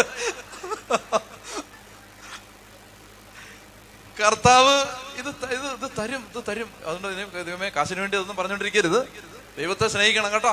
ദൈവത്തെ സ്നേഹിച്ചാലേ ഇതൊക്കെ കിട്ടും. ദൈവത്തെ സ്നേഹിക്കണം, ദൈവത്തെ വിശ്വസിക്കണം, ദൈവത്തെ ആരാധിക്കണം. എന്നിട്ട് ഈ വചനം അങ്ങ് വിശ്വസിക്കണം. വചനം അങ്ങ് വിശ്വസിച്ചാൽ അത് സംഭവിക്കും. ഞാൻ എല്ലാ ജനതകളെയും കുലുക്കും. കർത്താവ് പറയാണ്. അതായത് ഒരുത്തൻ ഇങ്ങനെ കല്ല് പോലെ നിൽക്കുകയാണ്, പൈസ ഒന്നും കൊടുക്കാതെ. കർത്താവ് അവനെ ചെന്നിട്ട് കുലുക്കിയിട്ട് പറയും, കാശ് കൊടുക്കാന്ന് പറയും. ഞാൻ എല്ലാ ജനതകളെയും കുലുക്കും, അവരുടെ അമൂല്യ നിധികൾ ഇങ്ങോട്ട് വരും. കേൾക്കുന്നുണ്ടോ ഇതൊക്കെ? അപ്പൊ ഇങ്ങനെ പറയാൻ സമയമില്ല. 8500-ലധികം വാഗ്ദാനങ്ങൾ ബൈബിളിൽ കിടപ്പുണ്ട്. കുത്തിയിരുന്ന് വായിക്കണം, ബുക്ക് എടുത്ത് എഴുതണം. കേൾക്കുന്നുണ്ടോ ഇതൊക്കെ? എഴുതിയിട്ട് അതങ്ങ് പറയണം. പറയുന്നത് മാജിക്ക് മന്ത്രമൊന്നും അല്ല ഇത്, മറിച്ച് ഇത് എന്റെ ദൈവം പറഞ്ഞാണ്. എന്റെ ദൈവം ഒരിക്കൽ പറഞ്ഞാണ് ഇത് നടക്കും. എന്റെ ദൈവം ഒരിക്കൽ ഇത് സംസാരിച്ചതാണ്. ഇത് സംഭവിച്ചിരിക്കും. എനിക്കത് അത്രയ്ക്ക് ഉറപ്പാണത്, അത്രയ്ക്ക് ഉറപ്പാണ്. മഴ ഇങ്ങനെ വന്ന് മഴ പെയ്യാൻ നിൽക്കുമ്പോ വചനം പറഞ്ഞിട്ടുണ്ട് ഞങ്ങള്, മഴ ഇങ്ങനെ പെയ്യാൻ നിൽക്കുകയാണ്, ഏത് സമയത്ത് മഴ പെയ്യാം. അപ്പൊ വെളിപാട് 11:6 പറയും, തങ്ങളുടെ പ്രവചന ദിവസങ്ങളിൽ മഴ പെയ്യാതിരിക്കാൻ ആകാശം അടയ്ക്കാനുള്ള അധികാരം അവർക്കുണ്ട്. കർത്താവേ, മഴമേഘങ്ങൾ മാറിപ്പോട്ടെ. മാറിപ്പോ ദൈവം പറഞ്ഞല്ലേ, അതങ്ങ് വിശ്വസിക്കണം. വിശ്വസിച്ചിട്ട് ഇതങ്ങ് പറയണം. ഇങ്ങനെ അനേക കാര്യങ്ങൾ. കർത്താവിന്റെ വചനം 8500-ലധികം വാഗ്ദാനങ്ങൾ ബൈബിളിൽ കിടക്കണം. യഹോശാഫാത്ത്, അദ്ദേഹത്തിന് ഓർമ്മ വന്നു, യുദ്ധം വന്നാൽ, ഞങ്ങളുടെ പൂർവ്വ പിതാക്കന്മാരോട് സോളമനോട് ദൈവം പറഞ്ഞിട്ടുണ്ട്, യുദ്ധം വന്നാൽ മക്കളെ ഇതിലെ പേടിച്ചോടാതെ നിങ്ങൾ ഈ ആലയത്തിലോട്ട് വരണം. മനസ്സിലായോ? നിങ്ങൾക്ക് അതായത് കുഞ്ഞിനൊരു രോഗമാണ്, നേരെ ആശുപത്രിയിൽ ഓടുന്നതിന് മുമ്പ് അന്ന് രാവിലെ പള്ളി വരണം, വിശുദ്ധ കുർബാനയ്ക്ക് വരണം. കുമ്പസാരമുണ്ട്, കുമ്പസാരിക്കണം. കുമ്പസാരിച്ചിട്ട് പരിശുദ്ധ കുർബാനയ്ക്ക് കുഞ്ഞിനെ എടുത്തുകൊണ്ട് നിന്നിട്ട്, കർത്താവേ, ഇതാ അങ്ങ് പറഞ്ഞില്ലേ ഈ രോഗം വന്ന ആലയത്തിലേക്ക് വരണം, ഇതാ വന്നിരിക്കുകയാണ്, എന്റെ കുഞ്ഞിനെ സുഖപ്പെടുത്തും. കടബാധ്യത, മക്കളുടെ ജീവിതത്തിൽ കല്യാണം നടക്കുന്നില്ല, ഇതൊക്കെ അങ്ങനെയൊക്കെ സന്ദർഭങ്ങൾ വരുമ്പോ ഇത് പ്രാർത്ഥിച്ചാൽ മതി. ദേവാലയത്തിലേക്ക് വരണം. ഞാനിരുന്ന ഒരു ഇടവകയിൽ കല്യാണം നടക്കുന്നില്ല,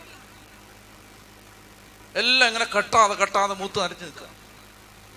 അങ്ങനെ ഇരിക്കുമ്പോഴേ അടുത്ത ഇടവകയിൽ ചെന്നപ്പോൾ അവിടുത്തെ വികാരിച്ചൻ പറയാണ്, ഓ കെട്ടിച്ച് മടുത്തെന്ന്. എനിക്കാണെങ്കിൽ ആ പള്ളി ഒരു തള്ളു കൊടുക്കാൻ തോന്നി. അതായത് എനിക്കാണെങ്കിൽ ഞാൻ കെട്ടിച്ചിട്ട് എത്രയോ നാളായെന്നറിയാം, യുവമാരെല്ലാം മൂത്ത് നരച്ച് നിൽക്കുകയാണ്. അന്നേരമാണ് അപ്പുറത്തെ വികാരിച്ചൻ, എൻ്റെ അത്രയും പോലെ ഇടവക്കാരില്ലാത്ത അപ്പുറത്തെ അച്ഛൻ പറയാണ്, ഓ കെട്ടിച്ച് മടുത്തെന്ന്. ഇത് അറിഞ്ഞിട്ട് പറഞ്ഞാൽ തോന്നുന്നു എന്നെ ആക്ഷേപിക്കാൻ. അപ്പൊ ഞാൻ അന്ന് ചെന്നിട്ട് ഈ ചെറുപ്പക്കാരോട് പറഞ്ഞു, നിന്നെയൊക്കെ എന്തിനു കൊള്ളാണെന്ന് ചോദിച്ചു. യോഗത്ത് ഒരു വിദ്യാഭ്യാസം ഇല്ലാത്ത പോലും പെണ്ണ് കെട്ടാൻ അറിയാം, നീയൊക്കെ ഇങ്ങനെ നടന്നോളാൻ പറഞ്ഞു. അവന്മാര് പറഞ്ഞു, അച്ഛാ ഓളിയും താത്ത് പറ, എന്താ കാര്യം? ഞങ്ങൾ പെണ്ണ് കാണാഞ്ഞിട്ടോ, ഞങ്ങൾക്ക് പെണ്ണുങ്ങളെ ഇഷ്ടപ്പെടാൻ. ഒരുത്തൻ പറഞ്ഞു, ഞാൻ 36 പെണ്ണിനെ കണ്ടെന്ന് പറഞ്ഞു. 36നെയും കെട്ടാൻ ഞാൻ തയ്യാറായിരുന്നു, പക്ഷെ അവർക്കാർക്കും എന്നെ ഇഷ്ടപ്പെട്ടിട്ട്. അപ്പൊ ഇതാണ് അവരുടെ അവസ്ഥ. അപ്പൊ അവരവരുടെ പരിതാപ അവസ്ഥ എൻ്റെ അടുത്ത് പറഞ്ഞു. അപ്പൊ ഞാന് ദൈവസന്നിധിയിൽ ഒറ്റയ്ക്ക് ഇരിക്കുമ്പോഴേക്കും ഇങ്ങനെ ആലോചിച്ച് പ്രാർത്ഥിക്കും, ദൈവമേ എന്ത് ചെയ്യുന്നത്? അപ്പൊ ദൈവം എനിക്കൊരു പ്രേരണ തന്നു. ഈ വചനത്തിന്റെ അടിസ്ഥാനത്തിലാണ്. അതായത് ഇവരോട് പള്ളി വരാൻ പറ. ഞാൻ ഞായറാഴ്ച ദിവസം അനൗൺസ് ചെയ്തു. അതായത് കല്യാണം നടക്കാതെ മൂത്ത് നരച്ചിരിക്കുന്ന മക്കളെ, അവരുടെ മാതാപിതാക്കളെ, അവരുടെ ശ്രദ്ധയ്ക്ക്. അവ എല്ലാം സജീവമായി. ഉറങ്ങി ഇങ്ങനെ കുത്തി വീണതൊക്കെ എഴുന്നേറ്റ് നിന്നിട്ട് പറയാണ്, അതെല്ലാം ഇങ്ങനെ ശ്രദ്ധിച്ചിരിക്കുകയാണേ. ഞാൻ പറഞ്ഞു, ഇതാ കർത്താവ് അരുളി ചെയ്യുന്നു. കർത്താവ് ഇതാ അരുളി ചെയ്യുന്നു. എന്താ അരുളി ചെയ്യുന്നേ? നിങ്ങള് ജൂൺ മാസം 1-ാം തീയതി മുതൽ 30-ാം തീയതി വരെ ദേവാലയത്തിൽ വന്ന് കുരിശിന്റെ വഴി നടത്തും. കല്യാണം നടന്നിരിക്കും. ഇത് കേട്ട് കുറെ എണ്ണം കല്യാണം നടക്കാത്തത് വന്നു. ഇനി മക്കള് വരാത്തവരുടെ മാതാപിതാക്കൾ വന്നു. മക്കളില്ലാത്തവരും ദൂരെയുള്ളവരൊക്കെ മാതാപിതാക്കൾ വന്നു. ഞാൻ നിങ്ങളോട് പറയട്ടെ, ആ പ്രാർത്ഥനയ്ക്ക് വന്ന സകല എണ്ണത്തിന്റെ, വിത്തൗട്ട് എനി സിംഗിൾ എക്സെപ്ഷൻ, സകല എണ്ണത്തിന്റെ കല്യാണം ആ ഡിസംബർ 27-ാം തീയതിക്ക് മുമ്പ് എല്ലാത്തിന്റെയും കല്യാണം നടന്നു. മൂത്ത് നരച്ച് നിന്ന് എല്ലാം കിട്ടി. ഇത് സംഭവിക്കുക. അതായത് ഇത് ആര് പറഞ്ഞ? കർത്താവ് പറഞ്ഞല്ലേ. കർത്താവ് പറഞ്ഞാണ്, നിങ്ങൾക്ക് ജീവിതത്തിൽ ഒരു പരാധീനത ഉണ്ടെങ്കിൽ അതിലേ നടക്കാതെ, കണിയാൻ്റെ അടുത്ത് പോവാതെ നിങ്ങൾ ഇങ്ങ് വാ. അപ്പൊ ഇങ്ങ് വരണം, ദേവാലയത്തിൽ വരണം. കേൾക്കുന്നുണ്ടോ ഇതൊക്കെ? ദേവാലയത്തിൽ വരണം. ദേവാലയത്തിൽ ഞാൻ ഈ കൊടുമണ്ണിരുന്ന സമയത്ത് എനിക്ക് പാലും കൊണ്ടുവരുന്നൊരു പയ്യനുണ്ട്. അപ്പൊ അവൻ എല്ലാ ദിവസവും പാല് കൊണ്ടുവരുന്നവനാണ്. അവൻ വന്നിട്ട് എൻ്റെ അടുത്ത് പറഞ്ഞു, അച്ഛാ ഞാൻ BSc പഠിക്കാൻ പോയി. എന്നിട്ട് അവര് സർട്ടിഫിക്കറ്റ് പിടിച്ചു വെച്ചിട്ട് എന്നെ കഴുത്തിന് പിടിച്ച് തള്ളി. നിന്നെ ഒന്നും ഇവിടെ പഠിപ്പിക്കത്തില്ലെന്ന് പറഞ്ഞു. സർട്ടിഫിക്കറ്റ് ഇപ്പൊ അവരുടെ കയ്യിലാണ്. 50,000 രൂപ കൊടുത്താലേ സർട്ടിഫിക്കറ്റ് കിട്ടും. എന്നിട്ട് ഞാനിപ്പോ നേവി ചേരാൻ വേണ്ടി ഒരു കോഴ്സിന് പോവാണ്. എന്നിട്ട് അവിടുത്തെ സാറ് പറഞ്ഞു, പൊന്നു മോനെ, ബുദ്ധിയുള്ളവർക്ക് ഇതൊക്കെ എഴുതിയെടുക്കാൻ പറ്റൂ, നീ ഇവിടെ ചുമ്മാ വരികയെന്ന് പറഞ്ഞു. അപ്പൊ ഞാൻ ചോദിച്ചു, എന്താ നിന്റെ സങ്കടം? ഞാൻ പറഞ്ഞു, എനിക്ക് പാലൊക്കെ കൊടുത്ത് ജീവിച്ചുകൂടെ? അവൻ പറഞ്ഞില്ല, എനിക്ക് ജീവിതത്തിൽ ഉയരങ്ങളിലെത്തണം. അവ എന്ത് ചെയ്യാൻ പറ്റും? അവൻ ചോദിക്കും, അതാ ഞാൻ അച്ഛനോട് ചോദിക്കുന്നത്, എന്ത് ചെയ്യാൻ പറ്റും? അപ്പൊ എന്നും രാവിലെ 6 മണിക്ക് എനിക്ക് പാല് കൊണ്ട് തരുന്നവനാണ് കേട്ടോ. ഒരു കൈലി മുണ്ടൊക്കെ കൊടുത്ത് ടീഷർട്ടൊക്കെ ഇട്ട് പാലും കൊണ്ട് രാവിലെ വരും. ഞാൻ അവനോട് പറഞ്ഞു, നാളെ നീ പാലും കൊണ്ട് വരുമ്പോ പാൻറ്റും ഷർട്ടും ഇട്ടുകൊണ്ട് വന്നാൽ നിനക്ക് ജോലി കിട്ടി. അവൻ വിചാരിച്ച അച്ഛന് തലയ്ക്ക് സുഖമില്ലാതായി. അവന് ഞാൻ പറഞ്ഞില്ല എന്താന്ന്. ഞാൻ ഇങ്ങനെ പറഞ്ഞു, നീ പാന്റ് ഷർട്ട് വിട്ടു വന്നാൽ കർത്താവ് ഇതാ എന്നോട് പറയുകയാണ്, നീ പാന്റ് ഷർട്ട് വിട്ടു വന്നാൽ നിനക്ക് ജോലി കിട്ടും. പിറ്റേ ദിവസം ഞാൻ നോക്കി പോകും, പാന്റ് ഷർട്ടും ഒക്കെ ഇട്ട് നല്ല മിടുക്കനായിട്ട് പാലും കൊണ്ട് വന്നിരിക്കുക. പാല് വാങ്ങിച്ചു വെച്ചിട്ട് ഞാൻ പറഞ്ഞു, പള്ളിയിൽ കയറാൻ പറഞ്ഞു മര്യാദ. പള്ളി കയറി. അവനൊന്നും പിടികിട്ടുന്നില്ല. ഞാൻ പറഞ്ഞു, ഇനി എല്ലാ ദിവസവും 6 മണിക്ക് പാല് തന്നിട്ട് 6:30 കുർബാന കഴിഞ്ഞിട്ട് സാറ് പോയാൽ മതി. മനസ്സിലാവുന്നുണ്ടോ? ഞാൻ ഈ പോൾസം ബ്രദറൂടെ പൂനായിൽ ഒരു ധ്യാനം നടത്തിയിട്ട് ഇറങ്ങി വരുമ്പോൾ കുറെ നാളുകൾക്ക് ശേഷമാണ് ഒരുത്തൻ തലയൊക്കെ മുട്ടയടിച്ച് ഒരുത്തൻ ഓടി വരുന്നു. അച്ഛാ കുർബാന കഴിഞ്ഞോ? ഞാൻ നോക്കിയപ്പോ ഇവനാണ്. എടാ, അവൻ പറയാണ്, അച്ഛാ എനിക്ക് നേവി ജോലി കിട്ടി, ഞാൻ വലിയ ഉദ്യോഗസ്ഥനാണ്, ഞാനിപ്പോ ഇവിടാണ് എൻ്റെ സ്ഥലം, അവന്റെ റെജിമെന്റ് അവിടെയാണ്, അവിടെ അവൻ നല്ല മിടുക്കനായിട്ട് ജോലി ചെയ്യുന്നു. അപ്പൊ ഭയങ്കര വീടൊക്കെ വെച്ച് കല്യാണം കഴിച്ച് മിടുക്കനായിട്ട് അവിടെ ഉണ്ട്. ചെത്തി പറഞ്ഞേ ഹല്ലേലൂയാ. പള്ളി വരണം, അല്ല പിന്നെ അങ്ങനെ ആ പരിപാടി നടക്കുന്നേ. പള്ളി വരണം. കേൾക്കുന്നുണ്ടോ ചെറുപ്പക്കാരന്മാരെ? കേൾക്കുന്നുണ്ടോ? ഇത് ദേവാലയത്തിൽ വരണം. ദേവാലയത്തിൽ വന്ന് ദൈവത്തെ ആരാധിക്കണം. അപ്പോ കുടുംബത്തിന്റെ തകർച്ചകളിൽ കർത്താവ് ഇടപെടും. ഇതാണ് ഈ 3-ാമത്തെ കാര്യം. യഹോശാഫാത്ത് രാജാവ് ജെറുസലേം ദേവാലയത്തിലേക്ക് വന്നിട്ട്, നിങ്ങൾക്ക് എപ്പോഴാ പോണ്ടേ? പോറായില്ലേ? ഞാൻ ഒരു 8:30 നിർത്താന്ന് വിചാരിച്ചാ വന്നേ. ഇത് തീരില്ലല്ലോ. പെട്ടെന്ന് പറയാം, ശ്രദ്ധിച്ചിരിക്കും. മിണ്ടരുത്, രാമേന്ദ്രൻ മിണ്ടരുത്. ചെത്തി പറഞ്ഞേ ഹല്ലേലൂയാ. രാമേന്ദ്രൻ അവർക്ക് പറഞ്ഞേ ഹല്ലേലൂയാ. അതാണ്. അപ്പോ 2 ദിനവൃത്താന്തം 20-ാം അധ്യായത്തിൽ നമ്മൾ വായിക്കണം. 3 കാര്യം ഞാൻ പറഞ്ഞു. 4-ാമത്തേത് എത്ര കാര്യം പറഞ്ഞിപ്പോ? 3 4 4-ാമത്തേത്. അപ്പൊ 3-ാമത് അദ്ദേഹം പറയുകയാണ്, ദേവാലയത്തിൽ വന്ന് പ്രാർത്ഥിച്ചാൽ ഞങ്ങളെ സഹായിക്കാമെന്ന് നീ പറഞ്ഞില്ലേ. അടുത്തത്, ഇസ്രായേൽ ജനം ഈജിപ്തിൽ നിന്ന് പോരുമ്പോൾ അങ്ങ് അനുവദിക്കായകയാൽ ആക്രമിച്ച് നശിപ്പിക്കാതെ ഒഴിവാക്കിയ അമ്മോന്യർ, മൊവാബ്യർ, സെയീർ പർവ്വത നിവാസികൾ എന്നിവർ അങ്ങ് ഞങ്ങൾക്ക് അവകാശമായി തന്ന ഈ ദേശത്ത് നിന്ന് ഞങ്ങളെ തുരത്താൻ വന്നിരിക്കുന്നു. ശ്രദ്ധിച്ച് പെട്ടെന്ന് പറയുകയാണ്. യഹോശാഫാത്ത് പറയാണ്, കർത്താവേ, ഈ മണ്ണ് ഞങ്ങൾക്ക് നീ അവകാശമായിട്ട് തന്നതാണ്. ഈ മണ്ണ് ഞങ്ങളുടെ അവകാശമാണ്. ഇത് ഞങ്ങളുടെ അവകാശമാണ്, ഞങ്ങളുടെ ഭാഗധേയം, ഞങ്ങളുടെ പ്രോപ്പർട്ടി ഞങ്ങൾക്ക് നീ തന്നത്. ഇവിടുന്ന് ഞങ്ങളെ ഓടിക്കാൻ ആര് വരികയാണ്? മൊവാബ്യർ, അമ്മോന്യർ, സെയീർ പർവ്വത നിവാസികൾ. മൊവാബ്യർ, അമ്മോന്യർ, മെയ്യൂന്യർ, ദൈവമാര് വരികയാണ്. എന്തിനാണ്? ഞങ്ങൾക്ക് നീ അവകാശമായി തന്ന ഈ മണ്ണിൽ നിന്ന് ഞങ്ങളെ പുറത്താക്കുകയാണ്. പഴയ നിയമത്തിൽ ഇസ്രായേൽ ജനത്തിന്റെ അവകാശം ഒരു മണ്ണായിരുന്നു, ഒരു ദേശമായിരുന്നു. പുതിയ നിയമത്തിൽ മണ്ണല്ല നമ്മുടെ അവകാശം. പുതിയ നിയമ ജനതയ്ക്ക് ദൈവം തരുമെന്ന് പറഞ്ഞ അവകാശം മണ്ണല്ല, മറിച്ച് ദൈവം നമുക്ക് തന്ന അവകാശം, ദൈവം നമ്മളെ മക്കളാക്കി മാറ്റി എന്നതാണ്. അതാണ് പൗലോസ് പറയുന്നത്, നാം മക്കളെങ്കിൽ അവകാശികളുമാണ്.